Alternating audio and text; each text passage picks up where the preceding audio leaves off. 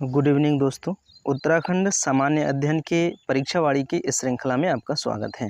श्रृंखला का अगला वीडियो प्रारंभ करते हैं।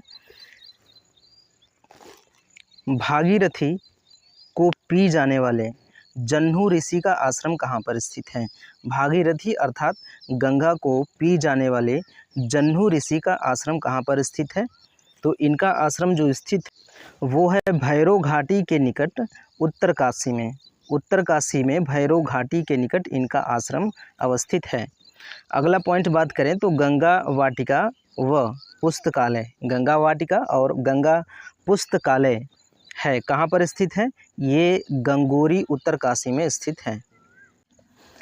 आगे बात करें तो अमरनाथ की तरह चमोली ज़िले में भी बर्फ़ शिवलिंग है। अमरनाथ की तरह चमोली ज़िले में भी बर्फ़ शिवलिंग है। ये नीति कहाँ पर? नीति जो कि चमोली ज़िला में है, नीति के पास टिम्मरसैड़ गुफा में। नीति के पास टिम्मरसैड़ गुफा में है क्या?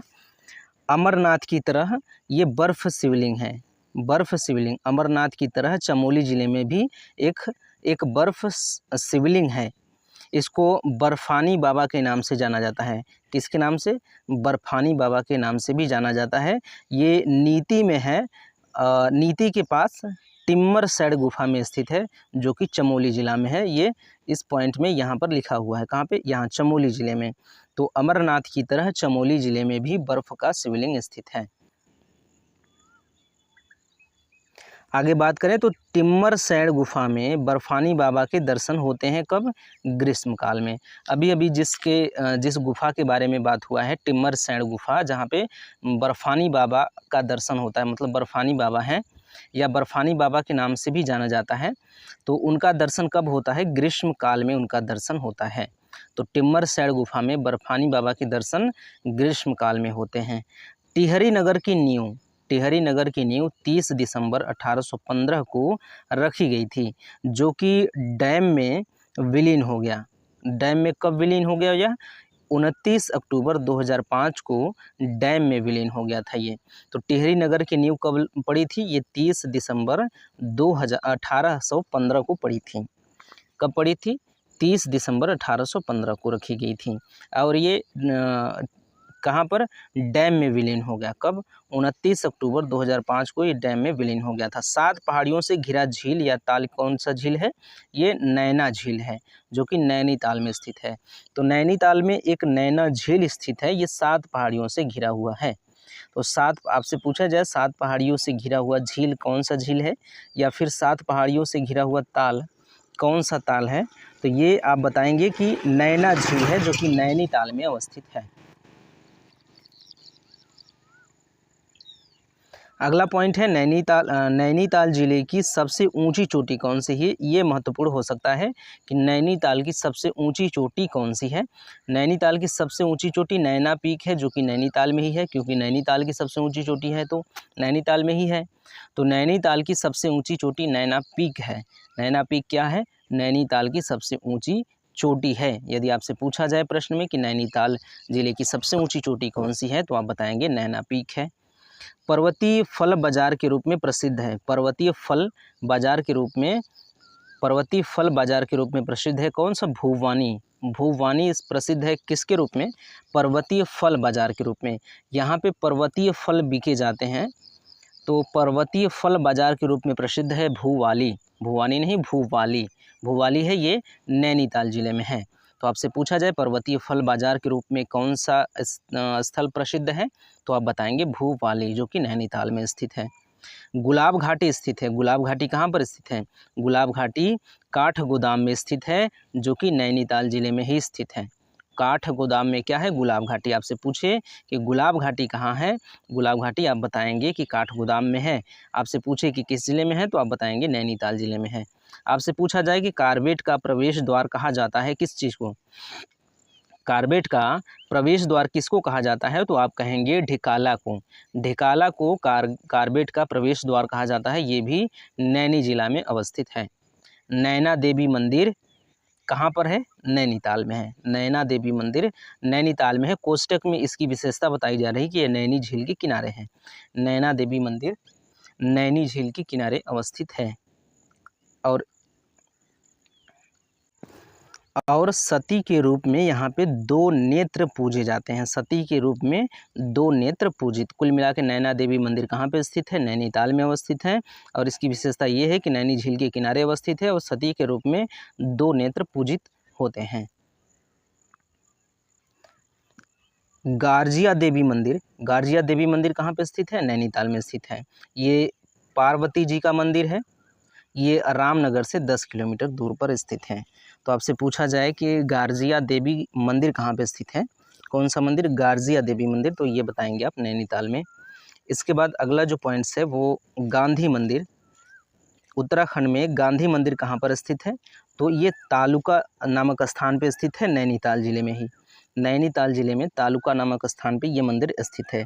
इसकी विशेषता क्या बताई जा रही है कोष्टक में कि 1929 में गांधी जी के ठहरने वाले भवन का नाम पर गांधी मंदिर इसका पड़ा है नाम। तो गांधी मंदिर कुल मिला के किस वजह से इसका नाम पड़ा है कि 1929 में गांधी जी आकर के यहाँ पे ठहरे हुए थे, इसलिए इसका नाम गांधी मंदिर पड़ा है। और ये स्थित कहाँ है? ये तालुका में स्थित है, जो कि नैनीताल जिले में अवस्थित है।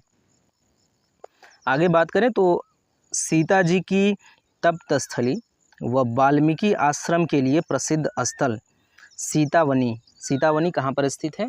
ये स्थित है रामनगर से 20 किलोमीटर दूर नैनीताल में स्थित है। नैनीताल में स्थित है।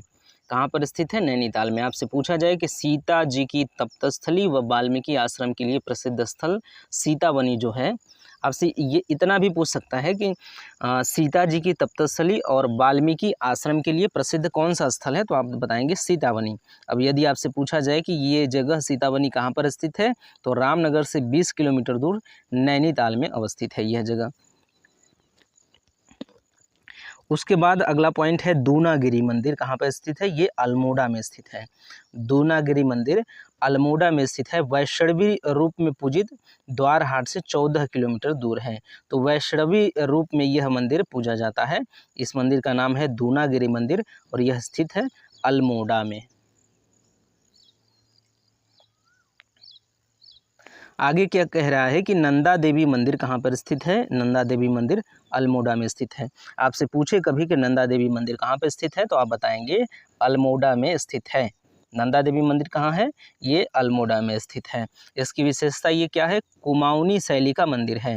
नंदा देवी मंदिर किस शैली का मंदिर है? कुमाऊनी शैली का मंदिर है। चंद्रवंश इष्ट देवी, ये चंद्रवंश इष्ट देवी का मंदिर है। किसका मंदिर है? चंद्रवंश की इष्ट देवी का मंदिर है नंदा देवी मंदिर। स्थित कहाँ है? अल्मोड़ा में। ये किस शैली में बना है? तो ये कुमाऊनी शैली में बना है। आपसे इस तरह के सवाल पूछे जाएंगे तो आप इस तरह के जवाब देंगे। कसार देवी का मंदिर कहाँ है? कसार देवी का मंदिर है अल्मोड़ा में। तो ये भी कहाँ है? अल्मोड़ा में ही है। कसार देवी का मंदिर अल्मोड़ा में है। कहा जाता है कि माँ दुर्गा यहाँ साक्षात प्रकट हुई थी और ये कसार पर्वत पर स्थित है। कहाँ पे? कसार पर्वत पर स्थित है। तो कसार देवी मंदिर कहाँ पे स्थित है? अल्मोड़ा में कसार पर्वत पर स्थित है। इसकी विशेषता यह है कि कहा जाता है कि यहाँ पे माँ दुर्गा का स्वयं यहाँ पे साक्षात माँ दुर्गा प्रकट हुई थी। ब्राइड एंड कॉर्नर नामक प्रसिद्ध पर्यटन स्थल कहाँ पर है? ब्राइड एंड कॉर्नर नामक प्रसिद्ध पर्यटन स्थल कहाँ है? अल्मोड़ा में है। तो आपसे पूछे कि ब्राइड एंड कॉर्नर नामक प्रसिद्ध स्थल कहाँ पर है, पर्यटन स्थल कहाँ है, तो आप झट से जवाब देंगे अल्मोड़ा में है। काटरमल क्या? कटारमल सूर्य मंदिर कहाँ पर है? कटारमल सूर्य मंदिर कहाँ पर अवस्थित है? तो कटारमल सूर्य मंदिर स्थित है अल्मोड़ा जिले में। कटारमल सूर्य मंदिर अल्मोड़ा जिले में स्थित है। कहाँ पर स्थित है? अल्मोड़ा जिले में स्थित है कटारमल सूर्य मंदिर। इसको बड़ा दिव्य मंदिर भी कहा जाता है। आपसे ये भी पूछ सकता है कि बड़ा दिव्य मंदिर कहाँ पर स्थित है, तो भी आप बताएंगे अल्मोड़ा में ही है। या फिर इस तरह के भी सवाल बन सकते हैं कि कटारमल सूर्य मंदिर को और क्या कह सकते हैं, तो बड़ा दिव्य मंदिर भी कहा जाता है। अब आपसे पूछा जा रहा है कि ये गांधी कुटी कहाँ पर स्थित है, तो आप बताएंगे कि ताड़ी खेत अल्मोड़ा में स्थित है गांधी। इसकी विशेषता बताई जा रही है कि जुलाई 1929 में गांधी जी ने यहाँ पर 3 दिन तक निवास किया था। तो इसके बारे में यह विशेषता है कि यहाँ पे 1929 में गांधी जी ने 3 दिन तक निवास किया था। इसको गांधी कुटी कहा जाता है। यह स्थित है ताड़ी खेत में, और ताड़ी खेत किस ज़िले में है, ये अल्मोड़ा ज़िले में है। तो अल्मोड़ा ज़िले में ताड़ी खेत है, ताड़ी खेत में गांधी कुटी है, और गांधी कुटी में ही 1929 में गांधी जी ने 3 दिन तक यहाँ पर निवास किया था। अल्मोड़ा शहर से 26 किलोमीटर उत्तर पहाड़ी पर, अल्मोड़ा ज़िले से 26 किलोमीटर उत्तर पहाड़ी पर झंडीधार नामक स्थल पर कल्याण चंद्र चतुर्थ द्वारा निर्मित कौन सा मंदिर है, तो ये बिनेश्वर मंदिर या बिनसर मंदिर के नाम से भी जाना जाता है। तो बिनसर महादेव का मंदिर है। तो बिनसर महादेव का मंदिर किसने बनवाया था, तो कल्याण चंद्र चतुर्थ ने बनवाया था। किसने, कल्याण चंद्र चतुर्थ ने। तो आपसे पूछा जाए कि बिनसर महादेव मंदिर किसने बनवाया था, तो आप बताएंगे कल्याण चंद्र चतुर्थ ने इस मंदिर को बनवाया था। तो यह मंदिर स्थित कहाँ है, अल्मोड़ा शहर से 26 किलोमीटर दूर 26 किलोमीटर उत्तर पहाड़ी पर झंडीधार नामक स्थल पर। तो ये वाला मंदिर अगर आपसे पूछा जाए कि बिनेश्वर महादेव मंदिर कहाँ पर स्थित है, तो झंडीधार नामक स्थल पर स्थित है।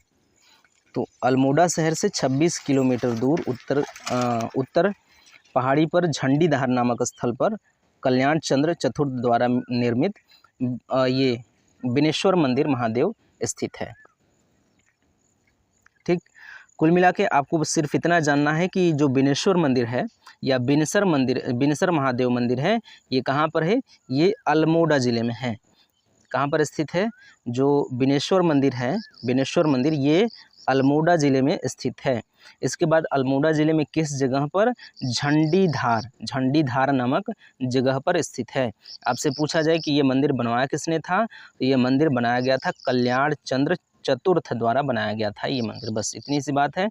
आगे बढ़ते हैं। रानीखेत अल्मोड़ा से 20 किलोमीटर दक्षिण पूर्व में देवली खेत नामक स्थल है। ये कहाँ है, बिनेश्वर महादेव मंदिर। इसी के बारे में बात हो रही है, बिनेश्वर महादेव मंदिर का। ये क्या, अल्मोड़ा में ही है। अभी बात हुआ है कहाँ पर स्थित है, अल्मोड़ा में। कुल मिला के बस इतना याद रखना है। अल्मोड़ा शहर से 66 किलोमीटर दूर पर फल्दी गांव के पास स्थित है बिनसर महादेव मंदिर यही वाला मंदिर, इसी की बात हो रही है। कुल मिला के अल्मोड़ा में ही है। बस उसके आसपास के शहर से कितने किलोमीटर दूर, जो आसपास के प्रसिद्ध शहर हैं उससे कितने किलोमीटर दूर है, ये बताया जा रहा है। तो इस प्रकार के प्रश्न मुश्किल से ही आपसे पूछे जाते हैं कि इस शहर से कितने किलोमीटर दूर ये शहर है या ये स्थल है। बस इतना पूछा जा सकता है आपसे कि किस ज़िले में है, तो आपको याद रखना है अल्मोड़ा ज़िले में है। अगर आपसे पूछा जाए कि किसने बनवाया था, तो कल्याण चंद्र चतुर्थ ने बनवाया था। और फिर इसका लोकेशन सटीक क्या है, तो झंडीधार नामक स्थान पर है ये मंदिर। बागेश्वर जिले में 2 स्थलों पर क्या है, बिनसर महादेव मंदिर। बागेश्वर जिले में 2 स्थलों पर क्या है, बिनसर महादेव मंदिर। बागेश्वर जिले में 2 स्थानों पर। पौड़ी जिले में बनेलस्यू तथा सलाड़ क्षेत्र के मवालस्यू पट्टी में क्या है, बिनसर या बीरड़ेश्वर महादेव मंदिर स्थित है। तो कहाँ पर स्थित है, पौड़ी जिले के बनेलस्यू तथा सलाड़ क्षेत्र के गवालस्यू पट्टी में स्थित है। पौड़ी जिले के दूधापोती पर्वत श्रृंखला पर पीरसैंण के पास क्या स्थित है, बिनसर महादेव मंदिर स्थित है।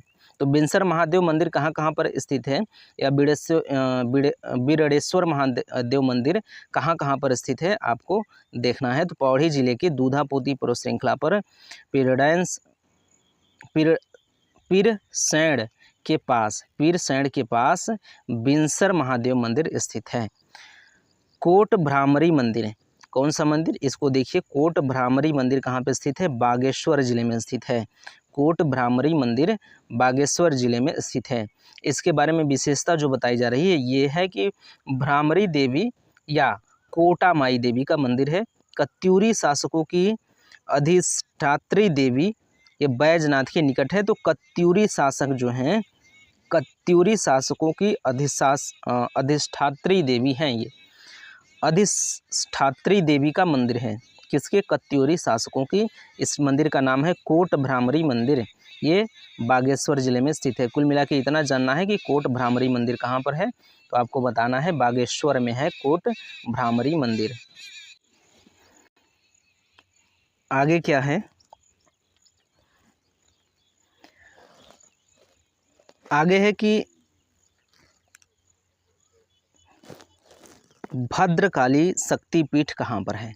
ये इम्पोर्टेंट हो सकता है। भद्रकाली शक्तिपीठ कहाँ है? ये भी बागेश्वर में ही है। आपसे पूछा जाए कि भद्रकाली शक्तिपीठ कहाँ है, ये बागेश्वर में है। ये कांडा क्षेत्र भद्रकाली गांव में स्थित है। कहाँ पे? कांडा क्षेत्र भद्रकाली गांव में स्थित है। चामू या चौमुह, चामू या फिर चौमुह मंदिर कहाँ पर स्थित है? ये पंचेश्वर चंपावत जिले में स्थित है। पंचेश्वर नामक स्थान पे। ये पशुओं के देवता हैं। आपसे पूछा जाए चामू या चौमुह मंदिर स्थित है कहाँ पे? पंचेश्वर में। और ये किस देवता का मंदिर है? पशुओं की देवता का मंदिर है। चामू या चौमुह मंदिर यदि आपसे पूछे कि किस देवता का मंदिर है, तो आप कहेंगे पशुओं की देवता का मंदिर है। ये स्थित कहाँ पे है? ये पंचेश्वर में स्थित है। पंचेश्वर जो कि चंपावत जिला में है। विविध फल बागानों के लिए प्रसिद्ध है। विविध फल बागानों के लिए प्रसिद्ध है जालना, जो कि अल्मोड़ा जिले में है। तो आपसे पूछा जाए विविध फल बागानों के लिए प्रसिद्ध कौन सा है स्थल? ये जालना स्थल है। ये अल्मोड़ा जिले में है। फलोद्यान के देश के नाम से जाना जाता है। फलोद्यान के देश के नाम से चौबटिया को जाना जाता है। चौबटिया को फलोद्यान के देश के नाम से जाना जाता है। तो फलोद्यान का देश कौन सा है? चौबटिया है। आपसे पूछा जाए फलोद्यान का देश कौन सा क्षेत्र है, वो आप बताएंगे चौबटिया क्षेत्र है। आपसे पूछा जाए कि चौबटिया कहाँ पे है, तो आपको बताना है चौबटिया अल्मोड़ा जिले में स्थित है। अगला पॉइंट है कि जटा गंगा के किनारे, जटा गंगा के किनारे 124 मंदिर समूहों वाला यह स्थल, जिसे उत्तराखंड का 5वां धाम कहा जाता है, उसे जागेश्वर कहा जाता है, अल्मोड़ा में ही स्थित है। अगर आपसे पूछे कि उत्तराखंड का 5वां धाम किसे कहा जाता है, उत्तराखंड का 5वां धाम किसे कहा जाता है, तो आपको कहना है जागेश्वर को। उत्तराखंड का 5वां धाम किसे कहा जाता है? जागेश्वर को। जटा गांव के किनारे यह स्थित है। जागेश्वर जटा गांव के किनारे स्थित है। 124 मंदिर समूहों वाला यह स्थान है। यह इस स्थान पे 124 मंदिरों का समूह है। कुल मिला के एक जगह पे 124 मंदिरें एक साथ हैं। यह उत्तराखंड का 5वां धाम कहा जाता है। यह स्थित है जागेश्वर में, अल्मोड़ा जिले में स्थित है। प्रसिद्ध सोमेश्वर महादेव का मंदिर का निर्माण किसने करवाया था? तो राजा सोमचंद्र ने। आपसे यदि पूछ ले कभी कि प्रसिद्ध सोमेश्वर महादेव मंदिर या सोमेश्वर महादेव मंदिर का निर्माण किसने करवाया था, तो आप बताएंगे राजा सोमचंद्र ने इस मंदिर का निर्माण करवाया था। प्रदेश में कुल 2 छोटा कैलाश पर्वत है। प्रदेश में कुल मिला के 2 छोटा कैलाश पर्वत है। पहला पिथौरागढ़ में है, पहला जो है वो पिथौरागढ़ में है, जबकि दूसरा कहाँ पर है? नैनीताल जिले में। दूसरा छोटा कैलाश पर्वत नैनी जिले में है। तो आपसे पूछे कि उत्तराखंड राज्य में कितने छोटे कैलाश पर्वत हैं, तो आप बताएंगे उत्तराखंड में 2 छोटे कैलाश पर्वत हैं। यदि आपसे पूछे पहला छोटा कैलाश पर्वत कहाँ है, तो आपको कहना है पहला छोटा कैलाश पर्वत पिथौरागढ़ में है। यदि आपसे पूछे कि दूसरा ये कैलाश पर्वत कहाँ पे है, मतलब कि दूसरा छोटा कैलाश पर्वत कहाँ पे है, तो आपको बताना है नैनीताल जिले में है। तो प्रदेश में कुल 2 छोटा कैलाश पर्वत हैं। पहला पिथौरागढ़ में है और दूसरा नैनीताल जिले में। पिथौरागढ़ किस नदी की घाटी पे बसा हुआ है? तो सोर नदी घाटी पर, सोन नहीं सोर नदी घाटी के किनारे पे बसा हुआ है। प्रसिद्ध लंदन कोट किला कहाँ पर स्थित है? आपसे पूछे कि प्रसिद्ध लंदन फोर्ट, तो प्रसिद्ध लंदन फोर्ट किला कहाँ पर स्थित है, तो आपको बताना है पिथौरागढ़ में स्थित है। ये 2 पॉइंट याद रखिएगा। पिथौरागढ़ किस नदी पे स्थित है? पिथौरागढ़ सोर नदी घाटी पर स्थित है। प्रसिद्ध लंदन फोर्ट किला कहाँ पर स्थित है? पिथौरागढ़ में स्थित है। तो प्रसिद्ध लंदन फोर्ट किला आपसे पूछे तो आपको बताना है पिथौरागढ़ में है।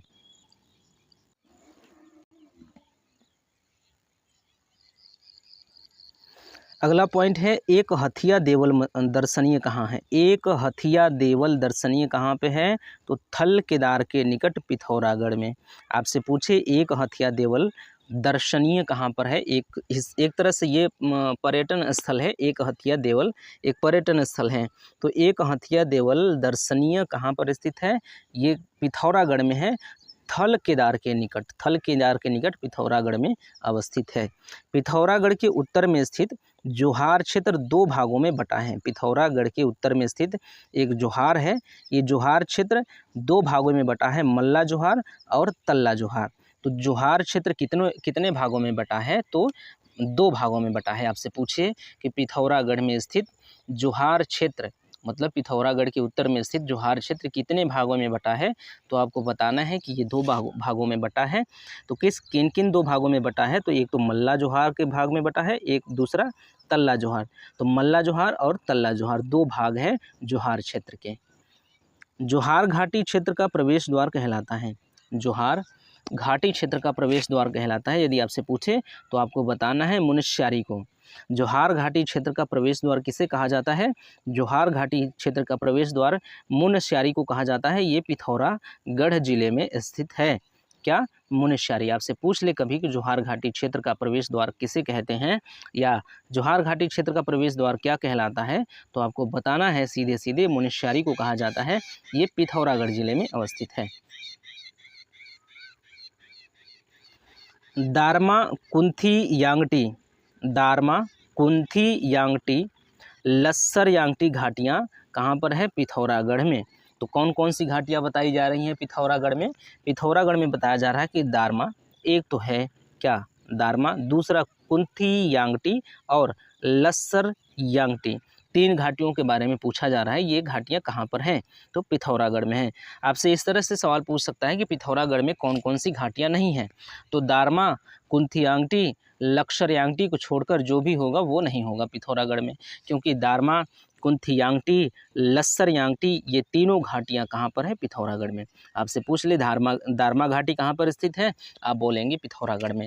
आपसे पूछ ले कुंथी यांगटी घाटी कहाँ पर स्थित है, आप बोलेंगे पिथौरागढ़ में। आपसे पूछ ले लस्सर यांगटी घाटी कहाँ पर स्थित है, आप बोलेंगे पिथौरागढ़ में। दारमा घाटी का प्रवेश द्वार, अभी हमने जो ये दारमा जो घाटी है जो कि पिथौरागढ़ में स्थित है, तो दारमा घाटी का प्रवेश द्वार किसे कहा जाता है, तो सेला को दारमा घाटी का क्या कहा जाता है, प्रवेश द्वार। ये पिथौरागढ़ जिले में है। आपसे पूछे दारमा घाटी का प्रवेश द्वार किसे कहा जाता है, किसे कहा जाता है, तो आप बताएंगे सेला को दारमा घाटी का प्रवेश द्वार कहा जाता है। प्रसिद्ध महाकाली मंदिर जिसको हाट कालिका भी कहा जाता है, प्रसिद्ध महाकाली मंदिर इसको हाट कालिका भी कहा जाता है, ये गंगोली हाट पर पिथौरागढ़ जिले में स्थित है। तो आपसे ये भी पूछ सकता है कि हाट कालिका मंदिर किस देवी को समर्पित है, तो महाकाली को समर्पित है। या आपसे ये पूछे कि हाट कालिका मंदिर कहाँ पर स्थित है, तो आपको बताना है गंगोली हाट में स्थित है, ये पिथौरागढ़ जिले में है। कोटगाड़ी जिसको कोकिला भी कहा जाता है, कोकिला, ये कोटगाड़ी देवी मंदिर कहाँ पर स्थित है, पिथौरागढ़ में स्थित है। ये अंतिम दिव्य अदालत के नाम से प्रसिद्ध है। अंतिम दिव्य अदालत ये थल से 9 किलोमीटर पर है। तो इसका क्या नाम है, कोटगाड़ी मंदिर। कोटगाड़ी मंदिर स्थित कहाँ पे है, इसको कोकिला नाम से भी जाना जाता है। ये पिथौरागढ़ जिले में स्थित है। तो आपसे यदि पूछ ले कभी कि कोटगाड़ी मंदिर कहाँ पर स्थित है, पिथौरागढ़ जिले में, इसको किस नाम से जाना जाता है, कोकिला नाम से भी जाना जाता है। अगला पॉइंट है कि मुनस्यारी व धारचूला में हरिद्वार के समान माना जाता है।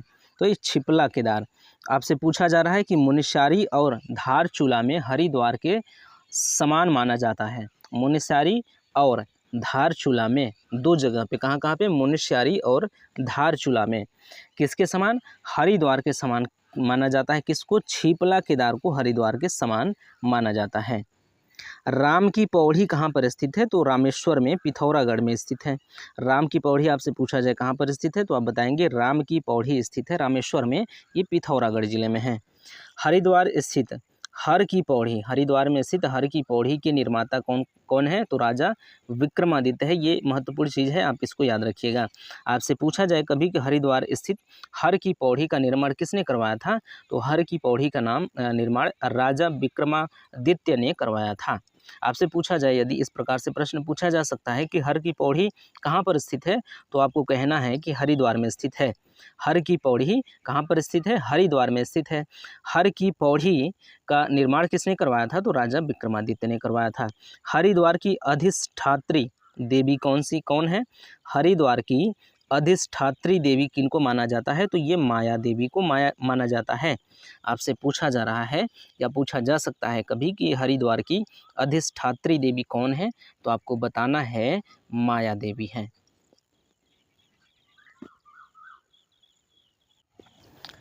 यहाँ पर दो पर्वतों का नाम बताया जा रहा है, बिल्व और नील। बिल्व और नील, तो इन दोनों पर्वतों के बीच में कौन सा शहर बसा हुआ है? तो हरिद्वार शहर बसा हुआ है। तो आपसे पूछा जाए बिल्व और नील पर्वतों के बीच बसा हुआ है, तो आपको बताना है हरिद्वार। चंडी देवी मंदिर कहाँ पर स्थित है? चंडी देवी मंदिर नील पर्वत पर हरिद्वार से सटे पौड़ी में स्थित है। तो चंडी देवी मंदिर किस पर्वत पर स्थित है? चंडी देवी मंदिर स्थित है नील पर्वत पर। इसके बारे में विशेषता यह है कि माना जाता है कि संभवतः आदि शंकराचार्य द्वारा स्थापित किया गया हो शायद। तो चंडी देवी मंदिर किसके द्वारा स्थापित किया गया है? चंडी देवी मंदिर आदि शंकराचार्य द्वारा स्थापित किया गया है और ऐसा माना जाता है। इसके बाद इसका जो मार्ग है रोपवे है और पैदल मार्ग यहाँ पर। तो चंडी देवी मंदिर स्थित है नील पर्वत पर, हरिद्वार से सटा हुआ। इसके बाद अगला पॉइंट अगर आपसे पूछा जा रहा है कि मानसा देवी मंदिर कहाँ पर स्थित है? उत्तराखंड में मानसा देवी मंदिर स्थित है बिल्व पर्वत पर। मानसा देवी मंदिर कहाँ पर स्थित है? मानसा देवी मंदिर स्थित है बिल्व पर्वत पर। यह शिव की मानसा पुत्री व नागराज की वासुकी पुत्री के रूप में यह प्रसिद्ध है। तो आपसे पूछे मानसा देवी मंदिर किस लिए प्रसिद्ध है? तो आपको बताना है शिव की मानसा पुत्री और नागराज वासुकी की पुत्री के रूप में प्रसिद्ध है। आपसे उल्टा करके भी पूछा जा सकता है कि शिव की मानस पुत्री और नागराज की वासुकी की पुत्री के रूप में कौन सा मंदिर प्रसिद्ध है? तो आपको बताना है मानसा देवी मंदिर प्रसिद्ध है और ये स्थित कहाँ किस पर्वत है? बिल्व पर्वत पर स्थित है हरिद्वार में। 180 फीट ऊंचा भारत माता मंदिर कहाँ पर स्थित है? हरिद्वार में स्थित है। तो ये भारत माता मंदिर को आप याद रखिए, 180 फीट भारत माता की मंदिर जो कि हरिद्वार में स्थित है। आपसे पूछा जाए वो कितने फीट की है, तो आप बताएंगे 180 फीट की। इसमें प्रत्येक पॉइंट इंपॉर्टेंट हो सकता है कि हरिद्वार में स्थित जो क्या है भारत माता मंदिर है, हरिद्वार में स्थित भारत माता की मंदिर कितने फीट की है? 180 फीट की। 180 फीट की ऊंची भारत माता की मंदिर कहाँ पर स्थित है? आपको बताना है हरिद्वार में स्थित है। ये इसको मदर इंडिया के नाम से भी जाना जाता है।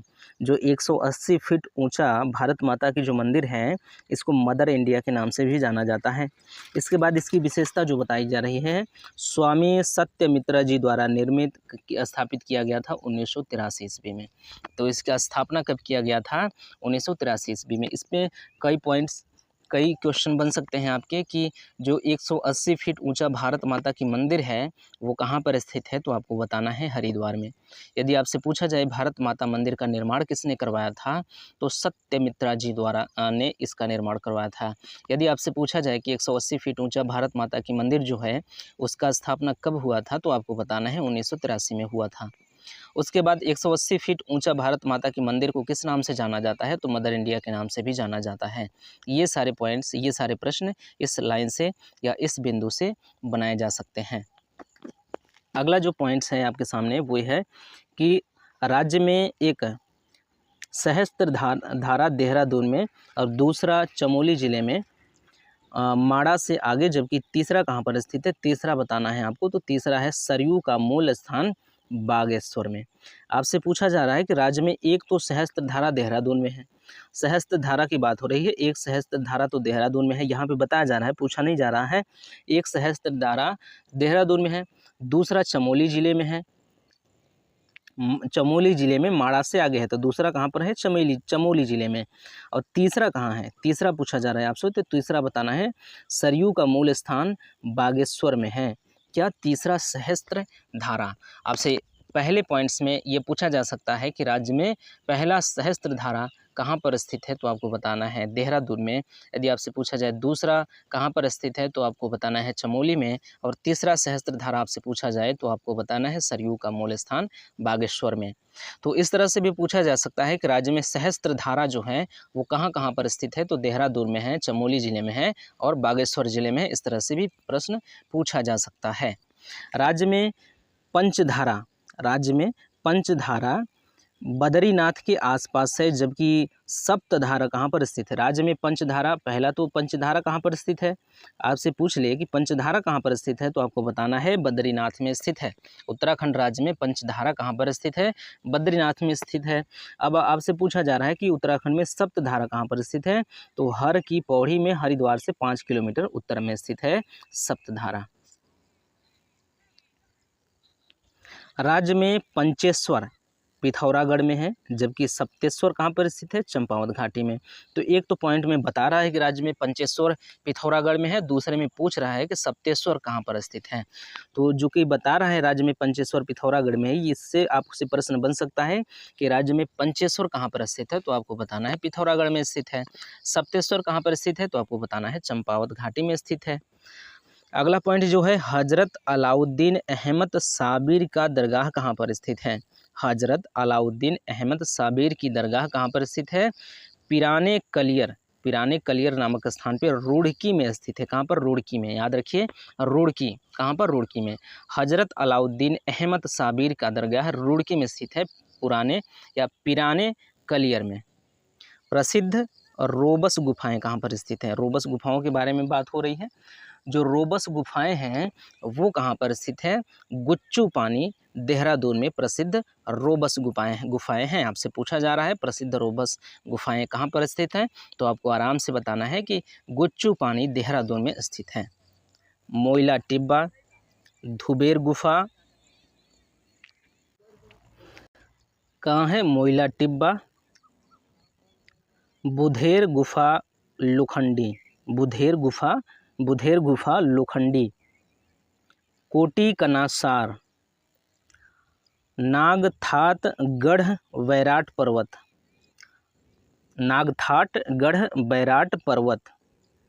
पुरोड़ी रामताल गार्डन, मानथात, मुंडाली और कालसी आदि पर्यटन कहाँ पर स्थित है, तो ये जौनसार क्षेत्र में स्थित है। तो आपसे इस तरह से प्रश्न पूछ सकता है कि जौनसार में कौन कौन से पर्यटन स्थल स्थित हैं, तो आपको क्या कथन के रूप में दे सकता है।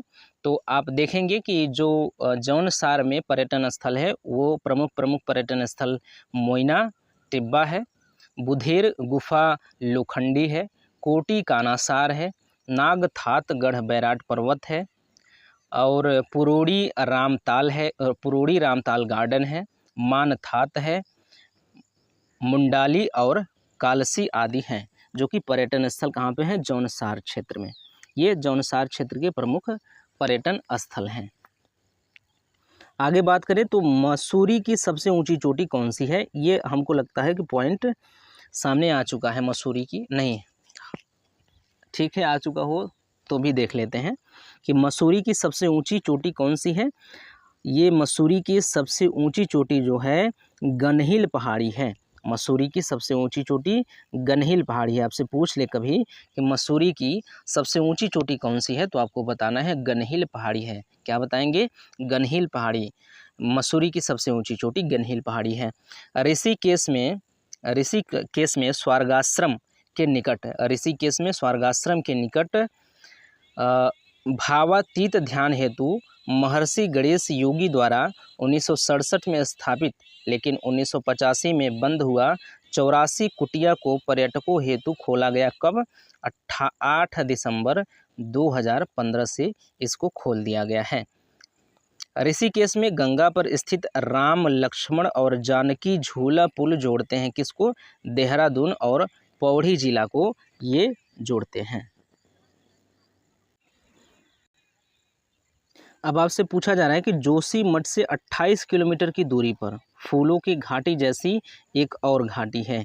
तो जोशीमठ से 28 किलोमीटर की दूरी पर फूलों की घाटी जैसी एक और घाटी है जिसको चिनाब घाटी के नाम से जाना जाता है। यदि आपसे पूछा जाए कि फूलों की घाटी जैसी उत्तराखंड में एक और कौन सी घाटी है, तो आपको बताना है चिनाब घाटी, या चिनाब घाटी जैसी एक और घाटी उत्तराखंड में है तो उसको आप बताएंगे क्या है, फूलों की घाटी। अगला पॉइंट है गंगोत्री और यमुनोत्री का कपाट खुलता है। गंगोत्री और यमुनोत्री का कपाट खुलता है अक्षय तृतीया को। अक्षय तृतीया जिसको वैशाख शुक्ल तृतीया के नाम से जाना जाता है, ये खुलता है इस समय। राज्य में सर्वाधिक ऊंची पर स्थित मंदिर कौन सी है? तुंगनाथ मंदिर है। तो ये इम्पोर्टेंट हो सकता है कि उत्तराखंड राज्य में सबसे ऊंचाई पर स्थित मंदिर कौन सी है? तो तुंगनाथ मंदिर कहाँ पर स्थित है? रुद्रप्रयाग में। यदि आपसे पूछे कि उत्तराखंड राज्य में सबसे ऊंचाई पर स्थित मंदिर कौन सी है? तुंगनाथ। एक बार और ताकि याद हो जाए, राज्य में सर्वाधिक ऊंचाई पर स्थित मंदिर कौन सी है? तुंगनाथ मंदिर है। ये कहाँ पर स्थित है? रुद्रप्रयाग जिले में स्थित है। आगे क्या है? आगे है कि प्राचीन मंदिरों में राज्य का सबसे बड़ा मंदिर कौन सा है? प्राचीन मंदिरों में राज्य का सबसे बड़ा मंदिर कौन सा है? तो प्राचीन मंदिरों में राज्य का सबसे बड़ा मंदिर जो है गोपीनाथ या गोपेश्वर शिव मंदिर है। ये गोपेश्वर नामक स्थान पे चमोली नामक जिले में स्थित है। आपसे पूछ ले कि प्राचीन मंदिरों में राज्य का सबसे बड़ा मंदिर, सॉरी प्राचीन नहीं, सबसे बड़ा मंदिर। प्राचीन मंदिरों में राज्य का सबसे बड़ा मंदिर कौन सा है? गोपीनाथ या गोपेश्वर मंदिर। एक बार फिर से इसको रिवाइज कर लीजिए। प्राचीन मंदिरों में राज्य का सबसे बड़ा मंदिर, प्राचीन मंदिरों में राज्य का सबसे बड़ा मंदिर जो है वो गोपीनाथ या गोपेश्वर मंदिर है। ये चमोली जिला में स्थित है। राज्य में केदारनाथ के बाद दूसरा ऊंचा शिखर वाला मंदिर, राज्य में केदारनाथ के बाद दूसरा ऊंचा शिखर वाला मंदिर जहां अंदर आने हेतु 24 पौराणिक दरवाजे हैं। यहाँ पे अंदर आने के लिए 24 पौराणिक दरवाजे हैं और जहां शिव का त्रिशूल और परशुराम का फरसा रखा हुआ है, वो कौन सा मंदिर है? गोपीनाथ मंदिर है। आगे बात करें तो रावण के तप स्थल के रूप में प्रसिद्ध है। रावण के तपस्थल के रूप में कौन सा मंदिर प्रसिद्ध है? ये उत्तराखंड राज्य में रावण के तप्त स्थल के रूप में प्रसिद्ध कौन सा स्थान है? उत्तराखंड में रावण के तप्त स्थल के रूप में कौन सा स्थल प्रसिद्ध है? ये है दसौलीगढ़, जो कि गोपेश्वर में चमोली नामक जिले में स्थित है। तो आपसे पूछ ले कभी कि रावण के तप्त स्थल के रूप में कौन सा स्थान प्रसिद्ध है? दसौलीगढ़ रावण के तप्त स्थल के रूप में प्रसिद्ध है। अगर बात करें तो काली मठ मंदिर कहाँ पर स्थित है? काली मठ मंदिर स्थित है, अगले स्लाइड में दिखेगा। काली मठ मंदिर कहाँ पर स्थित है? काली मठ मंदिर स्थित है रुद्रप्रयाग में। आपसे यदि पूछा जाए कि काली मठ मंदिर कहाँ पर स्थित है, आपको बताना है रुद्रप्रयाग में स्थित है। हरियाली देवी मंदिर कहाँ पर स्थित है? हरियाली देवी मंदिर भी रुद्रप्रयाग में स्थित है। तो हरियाली देवी मंदिर आपसे पूछ रहा है तो आपको बताना है रुद्रप्रयाग में। यदि आपसे पूछा जाए कि कालिदास की जन्मस्थली कहाँ पर मानी जाती है, तो कविल्टा में, रुद्रप्रयाग में काली मठ के पास, रुद्रप्रयाग में काली मठ के पास कविल्टा में कालिदास की जन्मस्थलीय मानी जाती है उत्तराखंड में। तो कालिदास की जन्मस्थलीय मानी जाने वाला स्थल कौन सा है? कविल्टा। ये रुद्रप्रयाग के पास, काली मठ के पास है रुद्रप्रयाग में। गणेश शिला, शेष तीर्थ और धनुष तीर्थ अब समाहित हो चुके हैं किसमें? टिहरी झील में समाहित हो चुके हैं। तो टिहरी झील में कौन कौन से समाहित हो चुके हैं? तो गणेश शिला, शेष तीर्थ और धनुष तीर्थ, इन तीनों को याद रखना है कि टिहरी जिले में समाहित हो चुके हैं। आपसे पूछा जाए कि टिहरी झील में कौन कौन से झील समाहित हो चुके हैं, तो गणेश शिला, शेष तीर्थ और धनुष तीर्थ समाहित हो चुके हैं टिहरी झील में। अंगाली देवी को समर्पित अंगाली मठ कहाँ पर स्थित है? अंगाली देवी को समर्पित अंगाली मठ कहाँ पर स्थित है? तो ये भटवाड़ी के निकट टिहरी में स्थित है। कहाँ पर स्थित है? भटवाड़ी के निकट टिहरी में। प्रसिद्ध रघुनाथ मंदिर कहाँ पर स्थित है? देवप्रयाग टिहरी में स्थित है प्रसिद्ध रघुनाथ मंदिर। इसको राम की यात्रा की थी यहाँ पे रघुनाथ मंदिर में रघुनाथ मंदिर जहाँ पर है वहाँ पर राम ने यात्रा की थी। ये द्रविड़ शैली में बना हुआ था। आपसे पूछा जाए कि प्रसिद्ध रघुनाथ मंदिर किस शैली में बना हुआ है, तो आपको बताना है द्रविड़ शैली में बना हुआ है। आपसे पूछा जा सकता है, क्या पूछा जा सकता है, प्रसिद्ध रघुनाथ मंदिर किस शैली में बना हुआ है, तो आपको बताना है द्रविड़ शैली में बना हुआ है। प्रसिद्ध रघुनाथ मंदिर कहाँ पर स्थित है, आपको बताना है देवप्रयाग में स्थित है, टिहरी जिले में है। चंद्रबदनी देवी मंदिर कहाँ पर स्थित है, आपसे पूछ रहा है, तो आपको बताना है देवप्रयाग टिहरी में स्थित है चंद्रबदनी मंदिर। ये किस पर्वत पर स्थित है, तो चंद्रकूट पर्वत पर स्थित है। आपसे पूछ ले चंद्रकूट पर्वत पर स्थित कौन सी मंदिर है, तो आपको बताना है चंद्रबदनी मंदिर स्थित है। या आपसे पूछे कि चंद्रबदनी मंदिर किस पर्वत पर स्थित है, तो आपको बताना है चंद्रकूट पर्वत पर स्थित है। यदि आपसे पूछ ले चंद्रबदनी मंदिर किस स्थल पर स्थित है, किस जगह पे है, तो देवप्रयाग टिहरी में आपको जवाब देना है। सुरकुंडा देवी मंदिर आपसे पूछ रहा है, तो आपको बताना है कट्टखाल में स्थित है। कट्टू खाल में स्थित है, ये टिहरी में है। कहाँ पर स्थित है, टिहरी में। आपसे पूछ रहा है कि सुरकुंडा देवी मंदिर जो कि सुरकुट पर्वत पर स्थित है। आपसे पूछ रहा है कि सुरकुंडा देवी मंदिर कहाँ पर स्थित है, तो आपको बताना है कि कट्टू खाल टिहरी में स्थित है सुरकुंडा मंदिर। यदि आपसे पूछे कि सुरकुंडा मंदिर किस पर्वत पर स्थित है, तो आपको बताना है कि सुरकुट पर्वत पर स्थित है सुरकुंडा मंदिर। आगे बढ़ते हैं, कुंजापुरी देवी मंदिर कहाँ पर स्थित है। कुंजापुरी देवी मंदिर नरेंद्र नगर टिहरी में स्थित है। आपसे पूछ रहा है या पूछा जा सकता है एग्जाम्स में कि कुंजापुरी देवी मंदिर कहाँ पर स्थित है, तो आप बताएंगे कि नरेंद्र नगर टिहरी में स्थित है कुंजापुरी या कुंजापुरी देवी मंदिर। ये शरीर ये इस मंदिर में सीता माता के शरीर का ऊपरी भाग बना हुआ है। यहाँ पे टिहरी नरेश का भव्य महल जो कि नरेंद्र नगर के पास जंगल में स्थित है, जो कहा जाता है इसको आनंद स्पा कहा जाता है, आनंद स्पा कहा जाता है। टिहरी नरेश का भव्य महल जो कि नरेंद्र नगर के पास जंगल में स्थित है। आपसे पूछ ले कि टिहरी नरेश का भव्य महल कहाँ पर है, तो आपको बताना है नरेंद्र नगर में है। कहाँ पर स्थित है, नरेंद्र नगर में। और इसको क्या कहा जाता है, इसको आनंद स्पा कहा जाता है। यदि आपसे पूछ ले कि आनंद स्पा किसको कहा जाता है, तो आपको बताना है टिहरी नरेश का भव्य महल को कहा जाता है आनंद स्पा। यदि आपसे ये पूछ ले कि आनंद स्पा स्थित कहाँ है, तो आप बताएंगे कि नरेंद्र नगर के पास आनंद स्पा स्थित है। कांडोलिया पहाड़ी की ढाल पर बसा है। कांडोलिया पहाड़ी की ढाल पर क्या बसा है, श्रीनगर कांडोलिया पहाड़ी की ढाल पर बसा हुआ है। 1894 में गौना झील टूटने से अधिक हानि हुई थी श्रीनगर को हानि हुई थी। आपसे पूछ ले कि गौना झील कब टूटा था, तो आपको बताना है 1894 में। इसी लाइन में आपको पॉइंट्स मिलते रहेंगे। तो गौना झील जो है, गौना झील कब टूटा था, तो गौना झील टूटा था 1894 ईस्वी में। इसके बाद गौना झील टूटने से अधिक हानि किसको हुई थी, तो श्रीनगर को इससे अधिक हानि हुई थी। श्रीनगर से लगभग 8 किलोमीटर की दूरी पर अलकनंदा नदी के किनारे बाएं तट पर स्थित है का बिल्लभ केदार, ये शिव प्रयाग के नाम से जाना जाता है। तो आपसे पूछिए यदि कि शिव प्रयाग कहाँ पर स्थित है, तो आप बताएंगे श्रीनगर से लगभग 8 किलोमीटर दूरी अलकनंदा नदी के बाएं तट पे।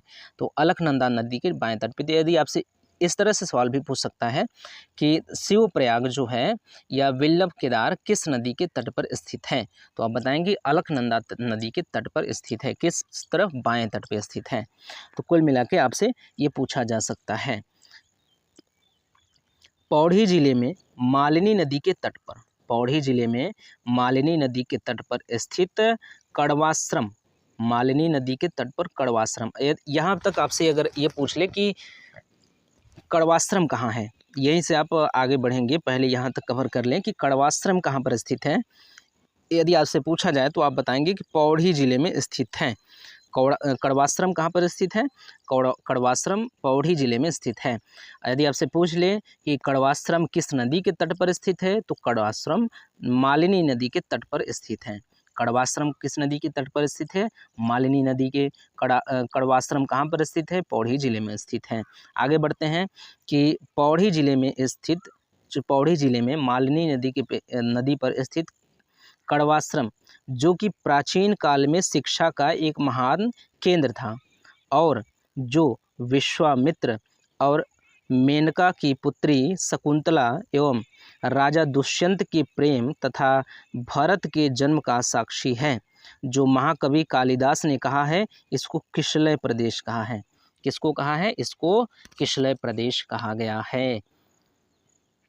तो आप कड़वाश्रम को किसलय प्रदेश कह सकते हैं, क्योंकि बताया जा रहा है कि पौड़ी जिले में मालिनी नदी के तट पर स्थित कड़वाश्रम, यानी कि कड़वाश्रम को भी किसलय प्रदेश कह सकते हैं।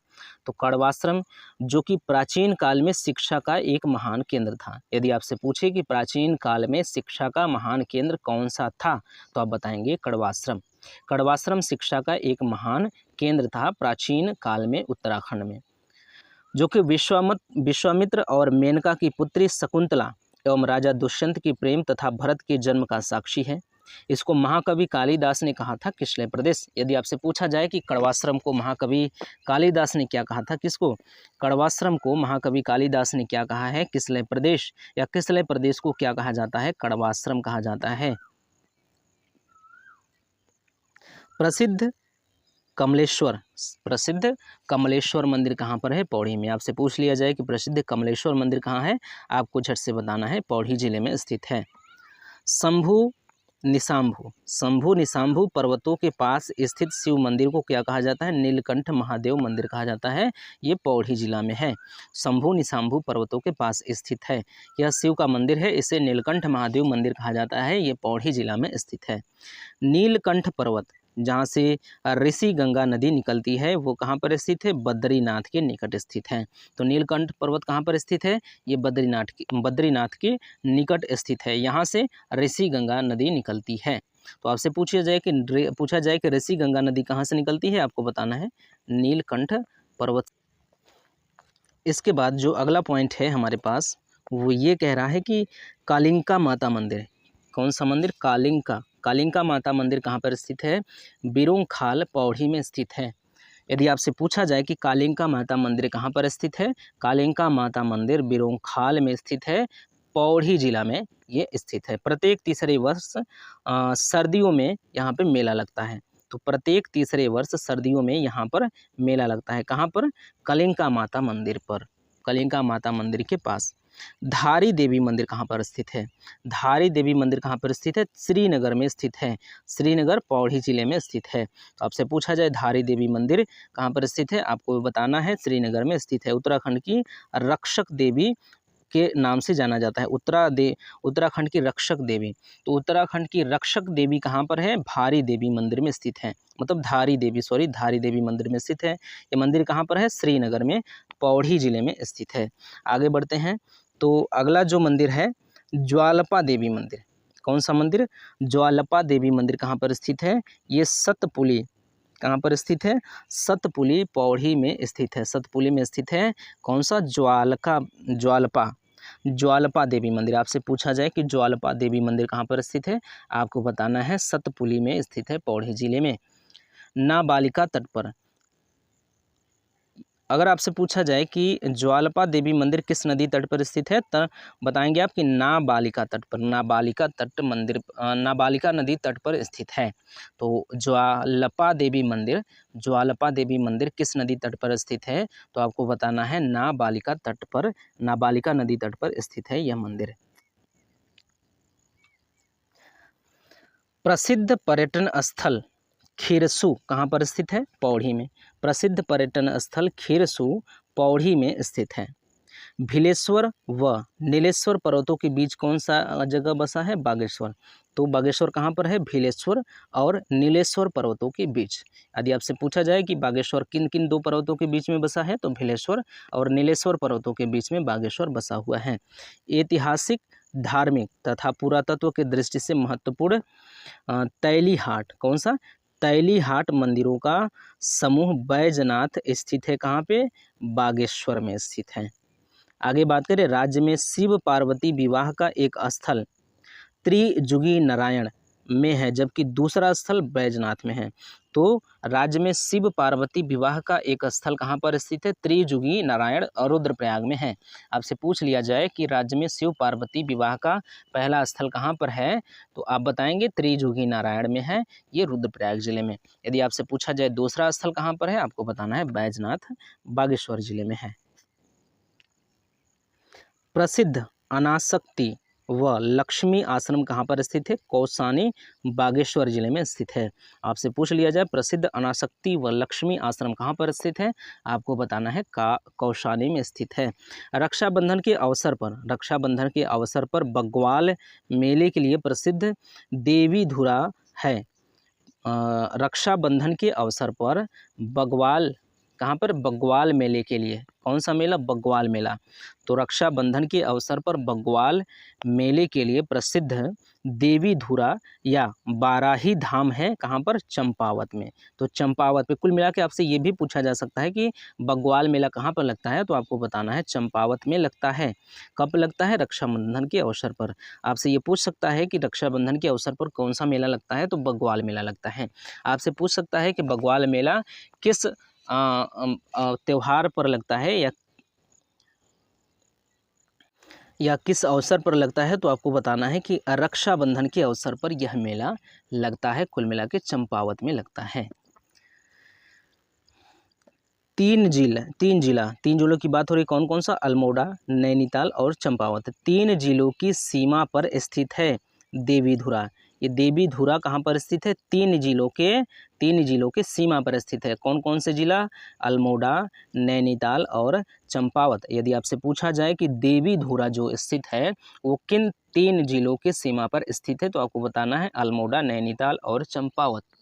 इस तरह के प्रश्न पूछे जा सकते हैं। तो इसमें से क्या पूछ सकता है कि देवीधुरा मंदिर इनमें से किस जिलों की सीमा पर स्थित नहीं है, किस जिला की सीमा पर स्थित नहीं है? तो आपसे ये तीनों जिला दे देगा, अल्मोड़ा, नैनीताल और चंपावत। बाकी एक जिला ऐसा दे देगा जो इनमें से नहीं होगा, तो आपको उसमें से उसको चुनना है। तो कुल मिला के आपको बताना है कि जो देवीधुरा है, देवीधुरा किन 3 जिलों के सीमा पर स्थित है? अल्मोड़ा, नैनीताल और चंपावत।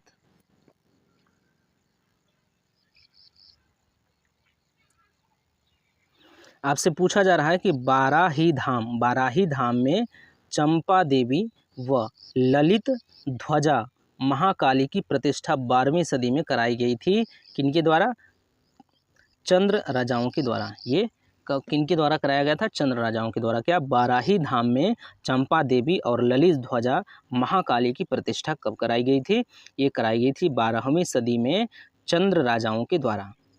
आपसे पूछा जाए कि ये जो बाराही धाम में चंपा देवी व ललित ध्वजा महाकाली की मंदिर है, इसकी प्रतिष्ठा कब कराई गई थी?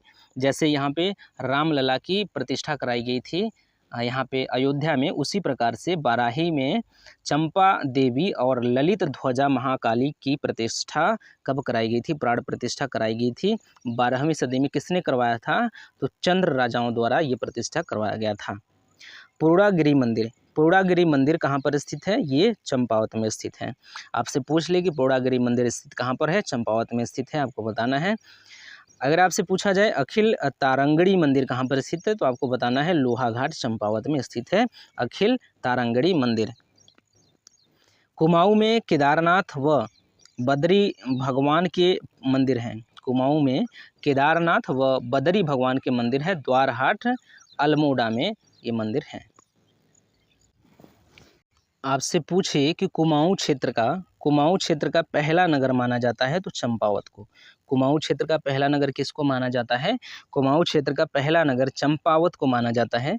जनजातीय आस्था का केंद्र खटकू मंदिर स्थित है। कहाँ पे? चंपावत में। जनजातीय आस्था का केंद्र खटकू मंदिर। खटकू मंदिर किसकी आस्था का केंद्र है? जनजातीय आस्था का केंद्र है। ये चंपावत में स्थित है। प्रसिद्ध बालेश्वर व क्रांतेश्वर मंदिर तथा एक हथिया नौला कहाँ पर है? ये चंपावत में है। तो प्रसिद्ध बालेश्वर व क्रांतेश्वर मंदिर तथा एक हथिया नौला कहाँ पर स्थित है? ये चंपावत में स्थित है, याद रखना है। विवेकानंद से संबंधित प्रसिद्ध मायावती आश्रम जहाँ से प्रबुद्ध भारत पत्रिका का प्रकाशन होता है, जहाँ से प्रबुद्ध भारत पत्रिका का प्रकाशन होता है, वो जगह है चंपावत में। कहाँ पर स्थित है? चंपावत में। कुमाऊं मंडल के सर्वाधिक लोक पूजित शीघ्र फलदायी व न्याय के देवता गोरिल या गोरया या भनर्या या ग्वैल या गोलू का मूल स्थान चंपावत स्थित गोरिल गौड़ को माना जाता है। कुमाऊं में इसके अन्य स्थान नैनीताल के घोड़ाखाल में और अल्मोड़ा के चितई में हैं, जबकि गढ़वाल मंडल में जौनपुर में गोरिया नाम से एक प्रसिद्ध मंदिर है तथा पौड़ी में ये कंडोलिया देवता नाम से है। कंडोलिया देवता नाम से है। कहाँ पे? पौड़ी में कंडोलिया देवता नाम से है। कहाँ पर? पौड़ी में। किस नाम से? कंडोलिया देवता नाम से। पूर्णागिरि शक्तिपीठ व पाताल रुद्रेश्वर कहाँ पर स्थित है मंदिर? ये चंपावत में है। आपसे पूछा जाए कि पूर्णागिरि शक्तिपीठ और पाताल रुद्रेश्वर महादेव मंदिर कहाँ पर स्थित है? चंपावत में। ये मंदिर से सवाल हो सकता है, आपसे पूछे जा सकते हैं। तो पूर्णागिरि शक्तिपीठ और पाताल रुद्रेश्वर मंदिर आपसे पूछे तो आप बताएंगे चंपावत में स्थित है। वर्ष में 2 बार कृषि मेला लगता है। वर्ष में 2 बार कृषि मेला लगता है। इसे कृषि कुंभ कहा जाता है। यह कृषि विश्वविद्यालय पंतनगर में लगता है। पंतनगर में कृषि विश्वविद्यालय में लगता है ये मेला। द्रोड़ा सागर व गिरी सरोवर कहाँ पर स्थित है? काशीपुर ऊधम सिंह नगर में द्रोड़ा सागर और गिरी सरोवर स्थित है। चौती, जिसे बाल सुंदरी कहा जाता है, चौती मंदिर कहाँ पर स्थित है? काशीपुर के निकट यह चौती मंदिर स्थित है। आपसे पूछे कि बयाल व रणबुंगा चंपावत में है। अब बयाल और रणबुंगा चंपावत है। आपसे पूछ ले कि बयाल और रणबुंगा कहाँ पर है? बयाल और रणबुंगा चंपावत में है। कसारी बुंगा बागेश्वर में है। और फिर दूसरा आपसे पूछ ले कि कसारी बुंगा कहाँ है, तो आपको बताना है कि बागेश्वर में है। जबकि सतबुंगा कहाँ है आपसे पूछे तो आपको बताना है नैनीताल में। तीनों बुंगाओं के बारे में बताया जा रहा है कि बयाल और रणबुंगा, मतलब 2 बुंगा यहाँ पे चंपावत में है, कसारी बुंगा बागेश्वर में है और सतबुंगा नैनीताल में है। राज्य के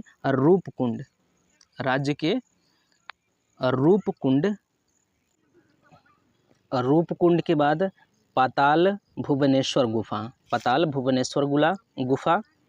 हाट कालिका मंदिर, देवीधुरा पाषाण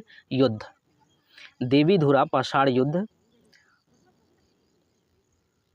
उसके बाद है नलद मयंती ताल, चितई मंदिर,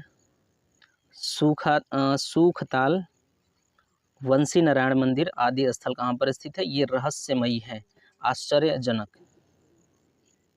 सॉरी, ये जो स्थल है इसके बारे में ये बताया जा रहा है कि ये स्थल रहस्यमयी स्थल हैं। ये जो उपरोक्त स्थल जिनके बारे में अभी जिनका नाम लिया गया अभी, वो सभी स्थल रहस्यमयी और आश्चर्यजनक हैं।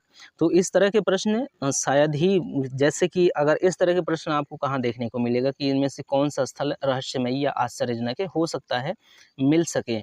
तो आप इसको एक बार फिर से रिवाइज कर लीजिए कि राज्य के रूपकुंड जो कि चमोली में है, हाँ ये पूछा जा सकता है। जैसे जो कोष्टक में है आप इसको ध्यान में रख सकते हैं कि रूपकुंड कहाँ पर स्थित है, तो आपको बताना है चमोली में स्थित है।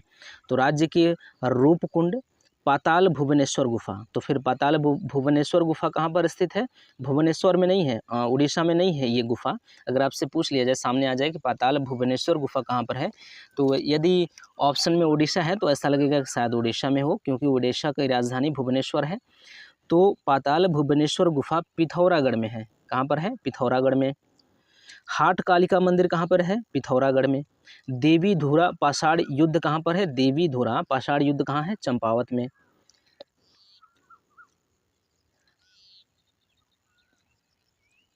इसके बाद नलद मयंती ताल जो है, नलद मयंती ताल कहाँ पर है? नैनीताल में है। नलद मयंती ताल आपसे पूछा जाए कहाँ पर है, तो आपको बताना है नैनीताल में है।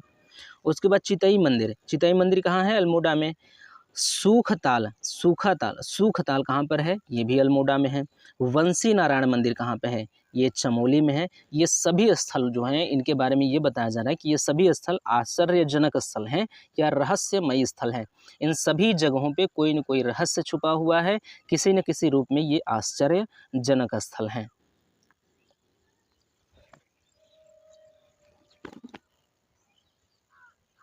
अब बात होगी प्राचीन उपनामों वाले प्रमुख स्थल। क्या नाम है इसके प्रमुख स्थल? बात करें बागनाथ, वाकेश्वर, वाकेश्वर, बागनाथ, वाकेश्वर, बागेश्वर, व्याघ्रेश्वर, नीलगिरी, उत्तर का वाराणसी, ये सभी बागेश्वर में हैं। ये सब कहाँ है? ये बागेश्वर में है। देखिए ये कैसे ये क्या बताया जा रहा है इसमें, इसमें ऐसा दिया है कि जो जो जैसे बागनाथ है, बाकेश्वर है, ये बागेश्वर है, व्याघ्रेश्वर है और नीलगिरी, ये सभी जो नाम हैं, सभी नाम क्या नाम है? ये सभी के सभी प्राचीन नाम हैं, लेकिन इनका जो क्या नाम है, जो उपनाम है, ये उपनाम उत्तर का वाराणसी है। आप बागनाथ को उत्तर का वाराणसी कह सकते हैं। जैसे उत्तर प्रदेश में एक स्थल है वाराणसी, उसी तरह की मिलती जुलती विशेषताएं वहाँ पे होंगी, इसलिए उसको उत्तर का वाराणसी कहा जाता है। तो आप बागनाथ या बाकेश्वर, बागेश्वर, व्याघ्रेश्वर या नीलगिरी, ये सभी क्या नाम है? ये प्राचीन नाम है, लेकिन इसका उपनाम जो है उत्तर का वाराणसी इन सबको कहा जाता है। ये कहाँ है? बागेश्वर में। तो इसको ये उत्तर का वाराणसी आप कह सकते हैं। आगे बात करें तो छोटा कश्मीर, ये इसका उपनाम है। अगर सोर क्षेत्र इसका प्राचीन नाम है। अगर पिथौरागढ़ की बात करें तो पिथौरागढ़ का प्राचीन नाम क्या है? प्राचीन नाम सोर क्षेत्र है। क्या नाम है? सोर क्षेत्र। लेकिन इसको छोटा कश्मीर भी कहा जाता है। आपसे पूछा जाए कि छोटा कश्मीर किसको कहा जाता है, तो आप कहेंगे पिथौरागढ़ को। छोटा कश्मीर किसको कहा जाता है? आप पिथौरागढ़ को कहेंगे। उसी तरह से उत्तर का वाराणसी किसको कहा जाता है? बागेश्वर को कहा जाता है, क्योंकि बागेश्वर के ही प्राचीन नाम ये सभी हैं।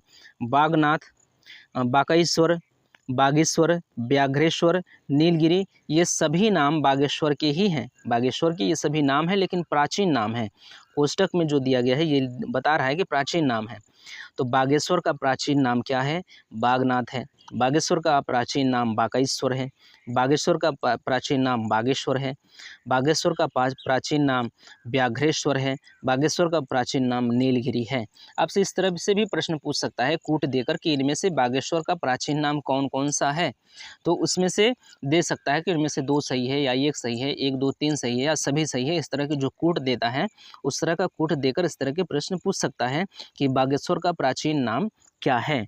तो आपको जानना होगा कि बागेश्वर का प्राचीन नाम बागनाथ है, बाकेश्वर है, बागेश्वर है, व्याघ्रेश्वर है, नीलगिरी है। ये सभी प्राचीन नाम हैं। बाकी इसका उपनाम की बात करें तो उत्तर का वाराणसी है। आपसे पूछा जाए कि उत्तर का वाराणसी किसे कहा जाता है, तो आप कहेंगे कि बागेश्वर को। बागेश्वर को उत्तर का वाराणसी कहा जाता है। पिथौरागढ़ की बात करें तो कहा जा रहा है कि पिथौरागढ़ का पुराना नाम क्या है? सोर क्षेत्र। पिथौरागढ़ का पुराना नाम सोर क्षेत्र है।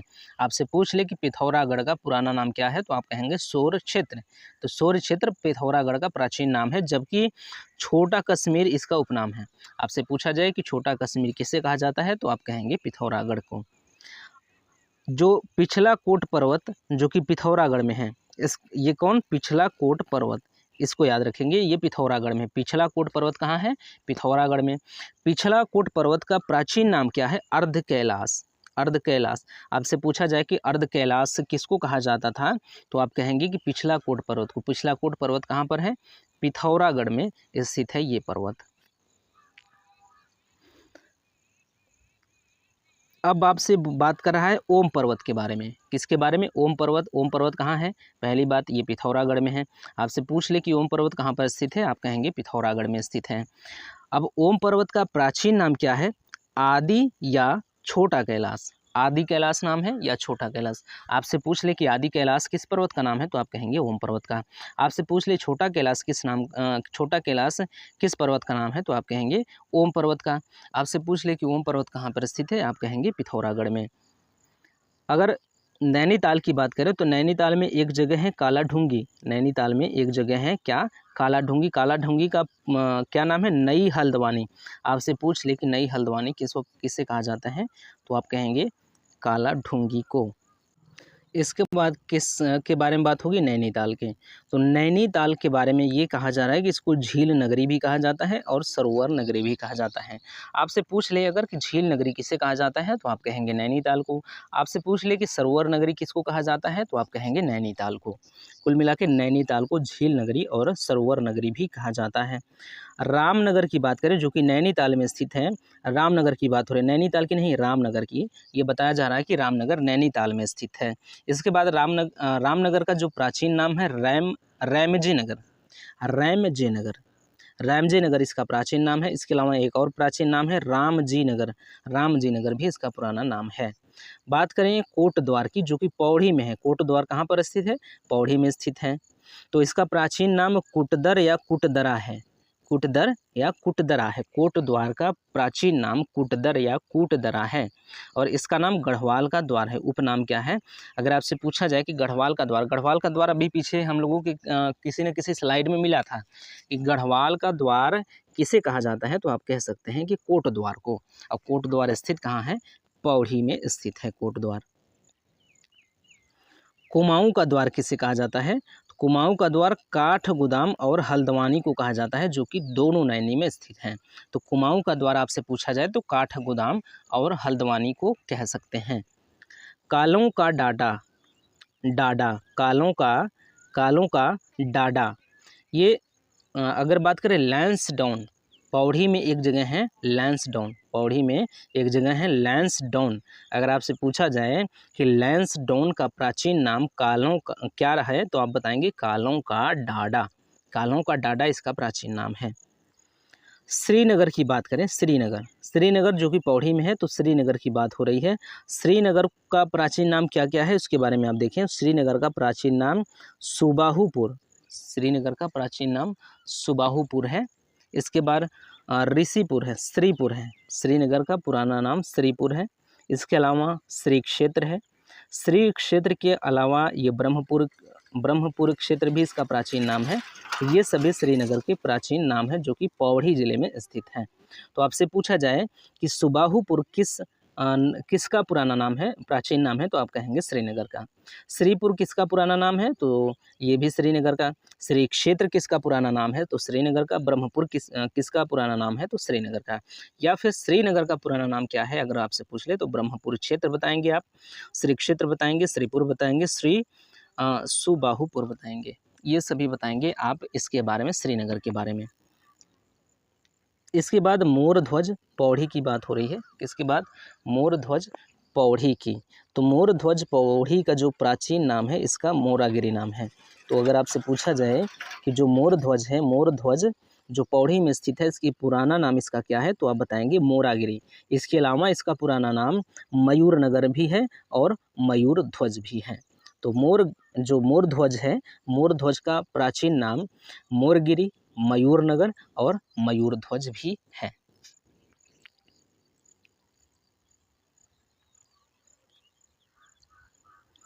अब बात हो रही है उत्तरकाशी की, किसकी, उत्तरकाशी की। तो उस उत्तरकाशी का प्राचीन नाम क्या है, उत्तरकाशी का प्राचीन नाम क्या है, वारणावत। उत्तरकाशी का प्राचीन नाम वारणावत है या वरुणावत है या बाड़हाट है या सौम्य काशी है। ये सभी क्या है, इसके प्राचीन नाम हैं। आपसे पूछ सकता है कि वारणावत किसका प्राचीन नाम है, तो आप कहेंगे उत्तरकाशी का। आपसे पूछ सकता है कि वरुणावत किसका प्राचीन नाम है, तो आप कह सकते हैं उत्तरकाशी का। आपसे पूछ सकता है कि बाड़ाहाट किसका प्राचीन नाम है, तो आप कहेंगे उत्तरकाशी का। आपसे पूछ सकता है कि सौम्यकाशी किसका प्राचीन नाम है, तो आप बताएंगे उत्तरकाशी का। सौम्यकाशी प्राचीन नाम है। अगला पॉइंट जो है हिमालय का टिप इन टॉप, हिमालय का टिप इन टॉप किसको कहा जाता है, गोमुख का तपोवन क्षेत्र। अगर जो गोमुख का तपोवन क्षेत्र है इसको क्या कहा जाता है, हिमालय का टिप इन टॉप। आपसे ये पूछ सकता है कि हिमालय का टिप इन टॉप किसे कहा जाता है, तो गोमुख का तपोवन क्षेत्र जो कि उत्तरकाशी में है। तो आपसे उल्टा करके ये पूछ सकता है कि गोमुख का तपोवन क्षेत्र जो है उसको क्या कहा जाता है या उसका उपनाम क्या है, तो आप बताएंगे हिमालय का टिप इन टॉप इसका उपनाम है। अगला है कि हरिद्वार व ऋषिकेश दोनों को संस्कृति नगरी कहा जाता है। आपसे पूछ ले कि संस्कृति नगरी किसको कहा जाता है, तो आप बताएंगे हरिद्वार को या ऋषिकेश को। या प्रश्न में कूट करके दो चीज़ पूछ सकता है कि संस्कृति नगरी किसको कहा जाता है? तो हरिद्वार और ऋषिकेश दोनों रहेंगे, एक दो ऐसा दे देगा जो उनमें से नहीं रहेगा। तो आपसे कूट दे सकता है कि इनमें से एक सही है या दो सही है या तीन सही है या सभी सही है। तो इस तरह के प्रश्न आपसे पूछे जा सकते हैं। पर्यटकों की नगरी किसको कहा जाता है? तो रानीखेत जो कि अल्मोड़ा में स्थित है, इसको पर्यटकों की नगरी कहा जाता है। आगे क्या है कि बलना, इसका प्राचीन किसका नाम है? कौसानी का, जो कि बागेश्वर में है। बागेश्वर में क्या है? कौसानी। कौसानी कहाँ है? बागेश्वर में। इसका प्राचीन नाम क्या है? इसका प्राचीन नाम बलना है। भारत का स्विट्जरलैंड, इसका उपनाम क्या है? भारत का स्विट्जरलैंड इसको कहा। यदि आपसे ये प्रश्न कभी पूछे कि भारत का स्विट्जरलैंड किसे कहा जाता है, तो आप कहेंगे कौसानी को, जो कि बागेश्वर में है। भारत का स्विट्जरलैंड किसे कहा जाता है? तो आप बताएंगे कौसानी को भारत का स्विट्जरलैंड कहा जाता है। इसका पुराना नाम बलना है। क्या है? बलना। अगर बात करें हर्षिल क्षेत्र की, हर्षिल जो कि उत्तरकाशी में है, हर्षिल क्षेत्र उत्तरकाशी में है, इसका पुराना नाम हरिशिला है। हर्षिल क्षेत्र का पुराना नाम हरिशिला है और इसका जो उपनाम है उत्तराखंड का स्विट्जरलैंड। हाँ, आपसे पूछे भारत का स्विट्जरलैंड तो आप कहेंगे कौसानी, आपसे पूछे उत्तराखंड का स्विट्जरलैंड तो आप कहेंगे हर्षिल। फिर से एक बार फिर से उत्तराखंड का स्विट्जरलैंड हर्षिल। तो आपसे पूछ ले उत्तराखंड का स्विट्जरलैंड किसको कहा जाता है, तो आप कहेंगे हर्षिल को। भारत का स्विट्जरलैंड किसको कहा जाता है, तो कौसानी को। इसमें कन्फ्यूज़न ना हो, दोनों अलग अलग चीज़ें हैं। भारत का स्विट्जरलैंड कौसानी है, उत्तराखंड का स्विट्जरलैंड हर्षिल है। हर्षिल उत्तरकाशी में है, कौसानी बागेश्वर में है। हर्षिल का पुराना नाम हरिशिला है, जबकि कौसानी का पुराना नाम बलना है। आगे बात करें उत्तराखंड का मिनी स्विट्जरलैंड। अच्छा, मिनी स्विट्जरलैंड की बात हो रही है तो चोपता को कहा जाता है, जो कि रुद्रप्रयाग में है। तो मिनी स्विट्जरलैंड, उत्तराखंड का मिनी स्विट्जरलैंड किसको कहा जाता है? चोपता को उत्तराखंड का मिनी स्विट्जरलैंड कहा जाता है। उत्तर का गंगा, उत्तर का गंगा कोटि प्रयागी, ये यहाँ से स्किप कर दीजिए, पता नहीं क्या लिखा था यहाँ पे।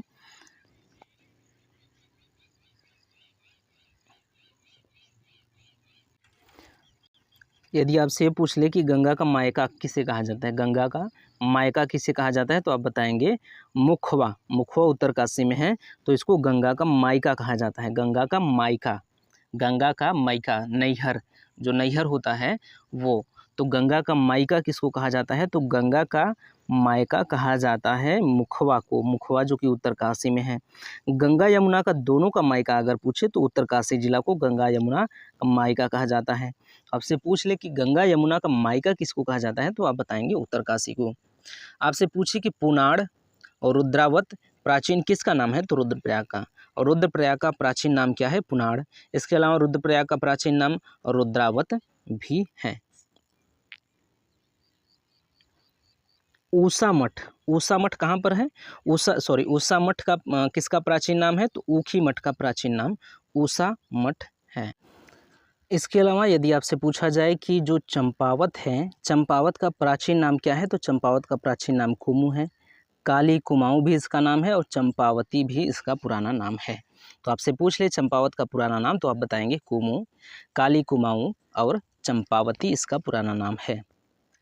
टनकपुर का प्राचीन नाम क्या है? टनकपुर का प्राचीन नाम टलकपुर है। टलकपुर इसका प्राचीन नाम है टनकपुर का। और लोहा घाट जो कि चंपावत में है, लोहा घाट कहाँ है? चंपावत में है। तो लोहा घाट का उपनाम क्या है? लौह नगरी। तो चंपावत में स्थित लोहा घाट को लौह नगरी भी कहा जाता है।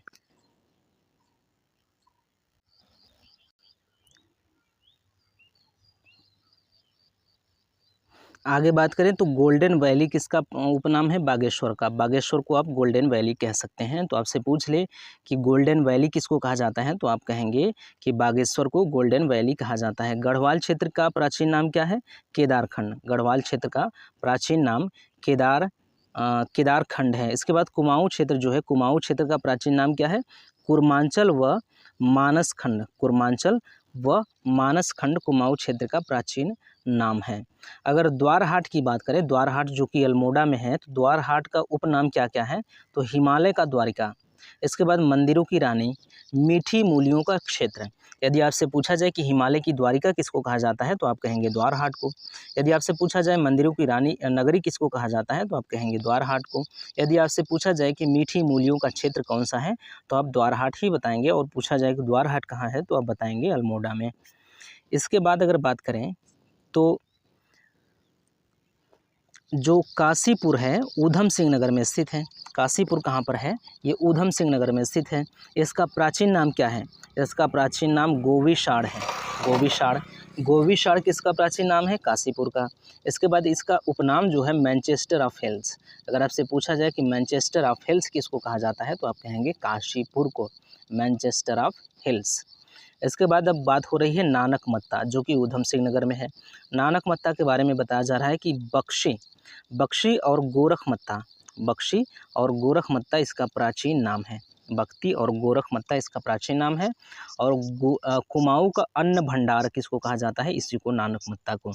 यदि आपसे पूछा जाए कि कुमाऊं का अन्न भंडार किसको कहा जाता है तो आप कहेंगे नानक मत्ता को। तो कुमाऊं का अन्न भंडार नानक मत्ता, बख्शी इसका प्राचीन नाम, गोरखमत्ता इसका प्राचीन नाम है। आगे बात करें तो खमगरा कोट क्या है? खमगरा कोट, खगमरा कोट, या इसका प्राचीन नाम क्या है? खगमरा कोट है। खगमरा कोट राजापुर या राजनगर व आलमनगर इसका प्राचीन नाम है। किसका? अल्मोड़ा का। बात किसकी हो रही है? अल्मोड़ा के बारे में। बात किसकी हो रही है? अल्मोड़ा के बारे में। अल्मोड़ा का प्राचीन नाम बताया जा रहा है खगमरा कोट। अल्मोड़ा का प्राचीन नाम खगमरा कोट बताया जा रहा है। क्या बताया जा रहा है? खगमरा कोट। यदि आपसे पूछा जाए कि अल्मोड़ा का प्राचीन नाम तो आप कहेंगे खगमरा कोट इसका प्राचीन नाम है। खगमरा कोट किसका प्राचीन नाम है? अल्मोड़ा का। राजापुर या राजनगर या आलमनगर भी इसका प्राचीन नाम है। अगर इसके उपनाम की बात करें तो बाल मिठाई घर, इसको बाल मिठाई घर कह सकते हैं। अल्मोड़ा को क्या कह सकते हैं? बाल मिठाई घर। ताम्र नगरी व कुमाऊं की सांस्कृतिक राजधानी इसका उपनाम है। आपसे पूछा जाए कि कुमाऊं की सांस्कृतिक राजधानी क्या है तो आप बताएंगे अल्मोड़ा।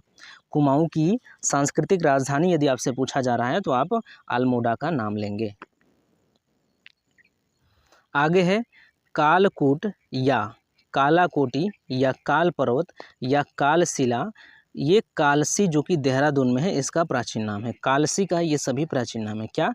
कालकूट, कालाकोटी या काल पर्वत, ये कालसी का प्राचीन नाम है जो कि स्थित है देहरादून में। चक्राता की बात करें जो कि देहरादून में है, इसका प्राचीन नाम क्या है? एक चक्रा इसका प्राचीन नाम था। देहरादून की बात हो रही है, बात होगी देहरादून की। पृथ्वीपुर व शिवभूमि इसका प्राचीन नाम है। आपसे पूछा जाए कि देहरादून का प्राचीन नाम क्या है तो आप कहेंगे पृथ्वीपुर। या आपसे पूछा जाए कि देहरादून का एक अन्य प्राचीन नाम पृथ्वीपुर के अलावा तो वो है शिवभूमि। तो यदि आप पृथ्वीपुर किसका प्राचीन नाम है तो आप बताएंगे देहरादून। शिवभूमि किसका प्राचीन नाम है? तो ये सभी सवालों का जवाब आप देहरादून देंगे। इसके बाद इसका उपनाम जो है वो सैनिक नगर है। आपसे पूछा जाए कि सैनिक नगर किसको कहा जाता है, आप कहेंगे देहरादून को। आपसे पूछा जाए कि वन संस्थान नगर किसको कहा जाता है तो आप कहेंगे देहरादून को। आप कहेंगे लीची नगर किसको कहा जाता है तो आप कहेंगे देहरादून को। उसके बाद अगर ऋषिकेश की बात करें तो ऋषिकेश का पुराना नाम कुब्जामृग था। कुब्जामृग, तो कुब्जामृग किसका प्राचीन नाम था? तो ऋषिकेश का। इसके बाद इसके उपनाम की बात करें संत नगरी इसका नाम है। अगर आपसे पूछा जाए कि उत्तराखंड में संत नगरी किसको कहा जाता है तो आप ऋषिकेश का नाम लेंगे। यदि आपसे पूछा जाए कि कैपिटल ऑफ एडवेंचर टूरिज्म व योग नगरी किसका नाम है तो आप बताएंगे ऋषिकेश का प्राचीन उपनाम है। अब बात करें किसकी? मुनि की रेती, जो कि ऋषिकेश टिहरी में है। तो मुनि की रेती का प्राचीन नाम मौनी की रेती था। बात करें हरिद्वार की तो माया क्षेत्र, मायापुरी, मयूरपुर, काओपिल या कुपिला, कपिलाश्रम, देवद्वार, शिव राजधानी, ये सभी हरिद्वार के प्राचीन नाम हैं।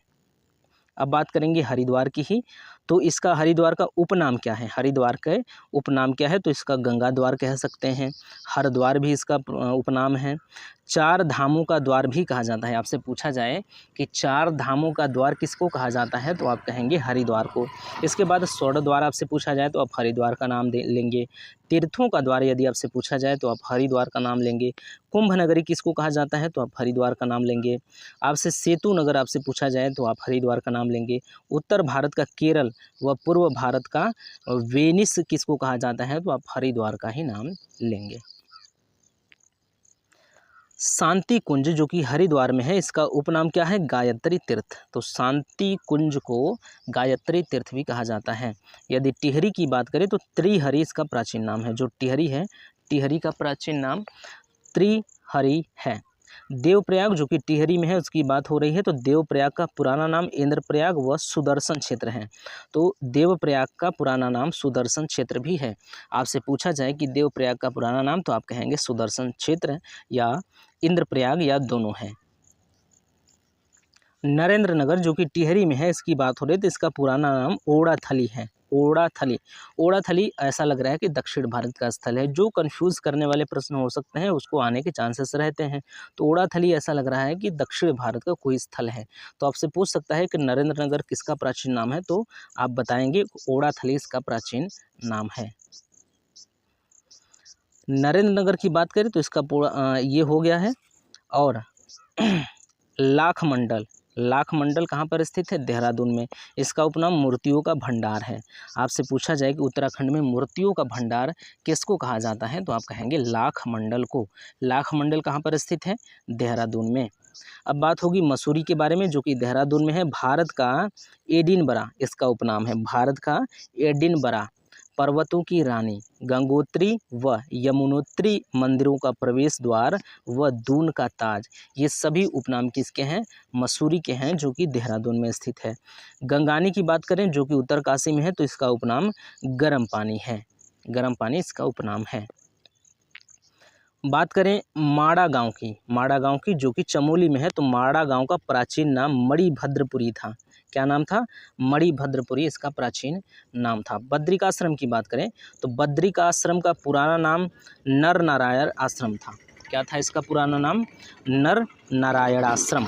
नर नारायण आश्रम इसका पुराना नाम था। इसके अलावा इसके अन्य पुराने भी नाम थे, जैसे बदरीवन, विशाला, मुक्तिप्रदा और योग सिद्धा इसका प्राचीन नाम है। अगर इसके उपनाम की बात करें तो भू बैकुंठ, भू बैकुंठ इसका नाम है। भू बैकुंठ। बद्री का आश्रम का जो उपनाम है वो है भू बैकुंठ। जोशी मठ की बात करें जो कि चमोली में ही है, तो जोशी मठ का प्राचीन नाम योशी है। योशी या ज्योतिर्मठ है या कीर्तिपुर है, ये सभी इसके प्राचीन नाम हैं। औली की बात करें जो कि चमोली में ही है, तो संजीवनी शिखर इसका उपनाम है। अगर आपसे पूछा जाए कि संजीवनी शिखर किसको कहा जाता है, तो आप कहेंगे औली को। आपसे पूछा जाए औली कहाँ है, तो आप कहेंगे चमोली में स्थित है औली। उसके बाद गोपेश्वर की बात हो रही है जो कि चमोली में है। इसका पुराना नाम गोस्थल है। गोपेश्वर का प्राचीन नाम गोस्थल है। हनुमान चट्टी जो कि चमोली में है, इसका प्राचीन नाम बैखानस तीर्थ है। बैखानस तीर्थ। दूधा तोली जो है पौड़ी में स्थित है, इसका उपनाम क्या है? दूध का कटोरा। आपसे पूछा जाए कि दूध का कटोरा किसको कहा जाता है उत्तराखंड में, तो आप कहेंगे दूधा तोली। दूधा तोली को दूध का कटोरा कहा जाता है। इसके बाद बात करें अगर फूलों की घाटी की, जो कि चमोली में स्थित है। चमोली में क्या स्थित है? फूलों की घाटी। इसकी बात करें तो ये नंदन कानन अथवा स्वर्ण में इंद्र का उपनाम, स्वर्ण में इंद्र का उपवन, स्वर्ग में इंद्र का उपवन, स्वर्ग में इंद्र का उपवन महाभारत वन पर्व में इसको कहा गया है। किसको? फूलों की घाटी को। तो बताया जा रहा है कि फूलों की घाटी में महाभारत वन पर्व में, महाभारत के वन पर्व में फूलों की घाटी को क्या कहा गया है? तो नंदन कानन कहा गया है। नंदन कानन किसको कहा गया है? फूलों की घाटी को। किसमें? महाभारत पर्व में। तो महाभारत पर्व में फूलों की घाटी को क्या कहा गया है? नंदन कानन कहा गया है। अगर बात करें तो और क्या कहा गया है?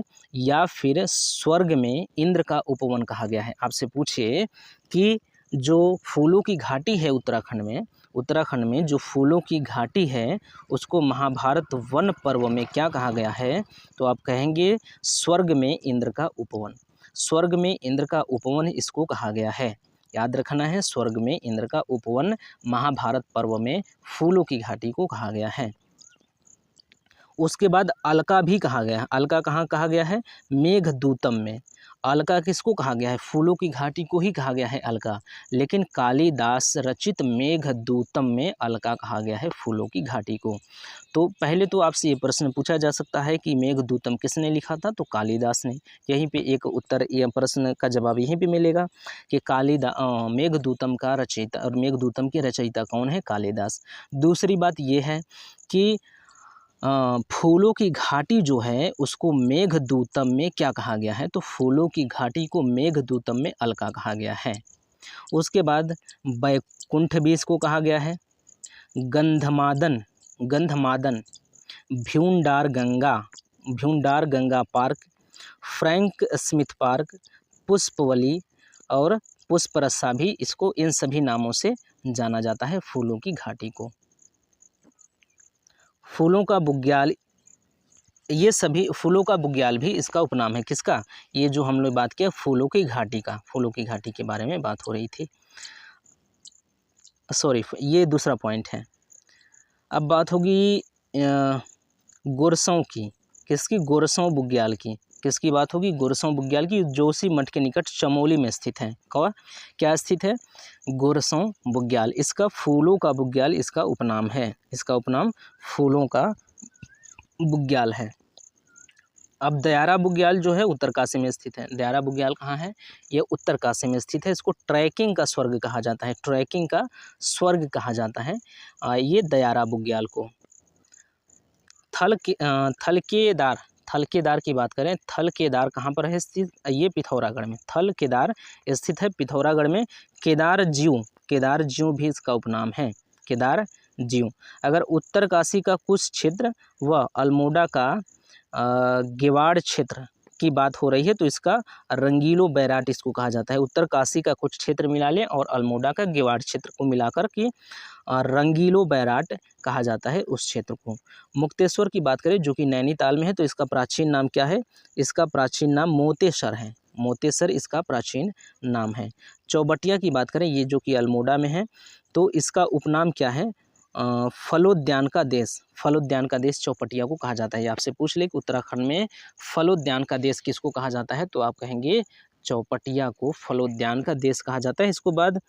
इसको आर्चर्ड कंट्री भी कहा जाता है। आर्चर्ड कंट्री, ये आपसे पूछ सकता है कि आर्चर्ड कंट्री किसको कहा जाता है? तो आप कहेंगे चौबटिया को आर्चर्ड कंट्री कहा जाता है। इसके बाद मरसोली, थालकेदार, पिथौरागढ़ की बात हो रही है। ये मरसोली जो कि थालकेदार पिथौरागढ़ में है, इसके बारे में बात हो रही है। तो पिथौरागढ़ जिले के शिवलिंगों का संग्रहालय कहा जाता है इसको। पिथौरागढ़ जिले के शिवलिंगों का संग्रहालय। आपसे पूछ लें कि पिथौरागढ़ जिले के शिवलिंगों का संग्रहालय, पिथौरागढ़ जिले के शिवलिंगों का संग्रहालय किसको कहा जाता है? तो आप कहेंगे मरसोली को। इसके बाद मुनिस्यारी की बात करें, मुनिस्यारी जो कि पिथौरागढ़ में है, तो इसका उपनाम जोहार क्षेत्र का प्रवेश द्वार। हाँ, आपसे पूछ ले कि जोहार क्षेत्र का प्रवेश द्वार किसको कहा जाता है? तो आप कहेंगे मुनिस्यारी। क्या पूछ ले? जोहार क्षेत्र का प्रवेश द्वार किसको कहा जाता है? तो आप कहेंगे मुनिस्यारी। इसके अलावा तिक्सेन की बात करें तो तिक्सेन किसका प्राचीन नाम है? तो मुनिस्यारी का। तो मुनिस्यारी का प्राचीन नाम तिक्सेन है, जबकि उपनाम जोहार क्षेत्र का प्रवेश द्वार है। जोहार घाटी की बात करें जो कि पिथौरागढ़ में है, जोहार घाटी की बात करें तो इसका उपनाम मीलम घाटी या गोरी गंगा है। आपसे पूछा जाए कि गोरी गंगा किसको कहा जाता है? तो आप कहेंगे जोहार घाटी को। या आपसे पूछ ले कि मीलम घाटी किसको कहा जाता है? तो आप कहेंगे जोहार घाटी को। आपसे पूछा जाए जोहार घाटी कहाँ है? तो आप कहेंगे पिथौरागढ़ में स्थित है जोहार घाटी। दून की घाटी जो कि देहरादून है, इसका द्रोड़ा घाटी पुराना नाम है। चौकी घाट जो कि पौड़ी में है, इसका प्राचीन नाम कड़वाश्रम है। इसके बाद रूपकुंड की बात करें जो कि चमोली में है, तो इसका पुराना नाम विश्व का उच्चतम पुरातात्विक स्थल, विश्व का उच्चतम पुरातात्विक स्थल। अब आपसे पूछा जाए, ये देखिए, ये विश्व का उच्चतम पुरातात्विक स्थल, ये महत्वपूर्ण हो सकता है। देखिए, आपसे पूछा जा सकता है कि विश्व का उच्चतम पुरातात्विक स्थल का उपनाम किसको दिया जाता है, तो आप कहेंगे रूपकुंड को। या फिर विश्व का उच्चतम पुरातात्विक स्थल रूपकुंड कहाँ पर स्थित है, आप कहेंगे चमोली में। या फिर विश्व का उच्चतम पुरातात्विक स्थल किसको कहा जाता है, तो रूपकुंड को कहा जाता है। ठीक, इसके बाद करेंगे कौड़ियाला की। कौड़ियाला कहाँ पर स्थित है, टिहरी में। तो कौड़ियाला को वाइट वाटर वांडर कहते हैं, वाइट वाटर वांडर। तो वाइट वाटर वांडर किसको कहते हैं, वाइट वाटर वांडर कौड़ियाला को कहते हैं, वाइट वाटर वांडर। क्या, वाइट वाटर वांडर।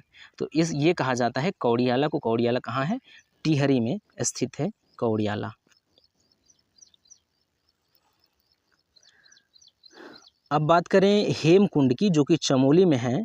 तो हेमकुंड का पुराना नाम लोकपाल या दंड पुष्करी तीर्थ है। हेमकुंड का पुराना नाम लोकपाल या दंड पुष्करी तीर्थ है। इसके बाद सिखों का कैलाश मानसरोवर इसका उपनाम है। आपसे पूछ ले कि सिखों का कैलाश मानसरोवर किसको कहा जाता है, तो आप कहेंगे हेमकुंड को। आपसे पूछा जाए कि हेमकुंड कहाँ है, तो आप कहेंगे चमोली में। जौनपुर क्षेत्र की बात करें, जो कि टिहरी में स्थित है, तो इसका नाम रवाई क्षेत्र है। इसका उपनाम रवाई क्षेत्र है। क्या है, रवाई क्षेत्र। इसके बाद रवाई क्षेत्र हर का दून क्षेत्र जो है, इसको भी रवाई क्षेत्र कहा जाता है, उत्तरकाशी में है। तो इन दोनों को रवाई क्षेत्र भी कहा जाता है। इसके बाद जो अल्मोड़ा क्षेत्र है, अल्मोड़ा क्षेत्र का प्राचीन नाम राम क्षेत्र भी था। यहाँ पे हमारा स्लाइड समाप्त होता है। अब मिलते हैं अगले वीडियो में। कुछ कम से कम नहीं तो 97 या 98 पेज जो होंगे, 98 पेज तक, हाँ 94 95 ऐसे कुछ होगा, 100 से पीछे ही होगा, मतलब 100 माइनस ही होगा पेज, जो कि इस तरह का वन लाइनर प्रश्न जिनके पास है, मतलब 98 99 पेज ऐसे होंगे जितने पेजेस में वन लाइनर प्रश्न हैं।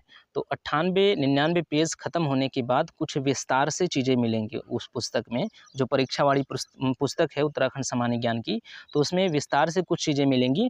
तो प्रत्येक पाठ के समाप्त होने के बाद जो प्रश्नों की श्रृंखला है उसमें दिया गया है, जो विगत प्रश्न जो पिछले वर्षों में आए हुए प्रश्न हैं वो सभी प्रश्न को शामिल किया गया है।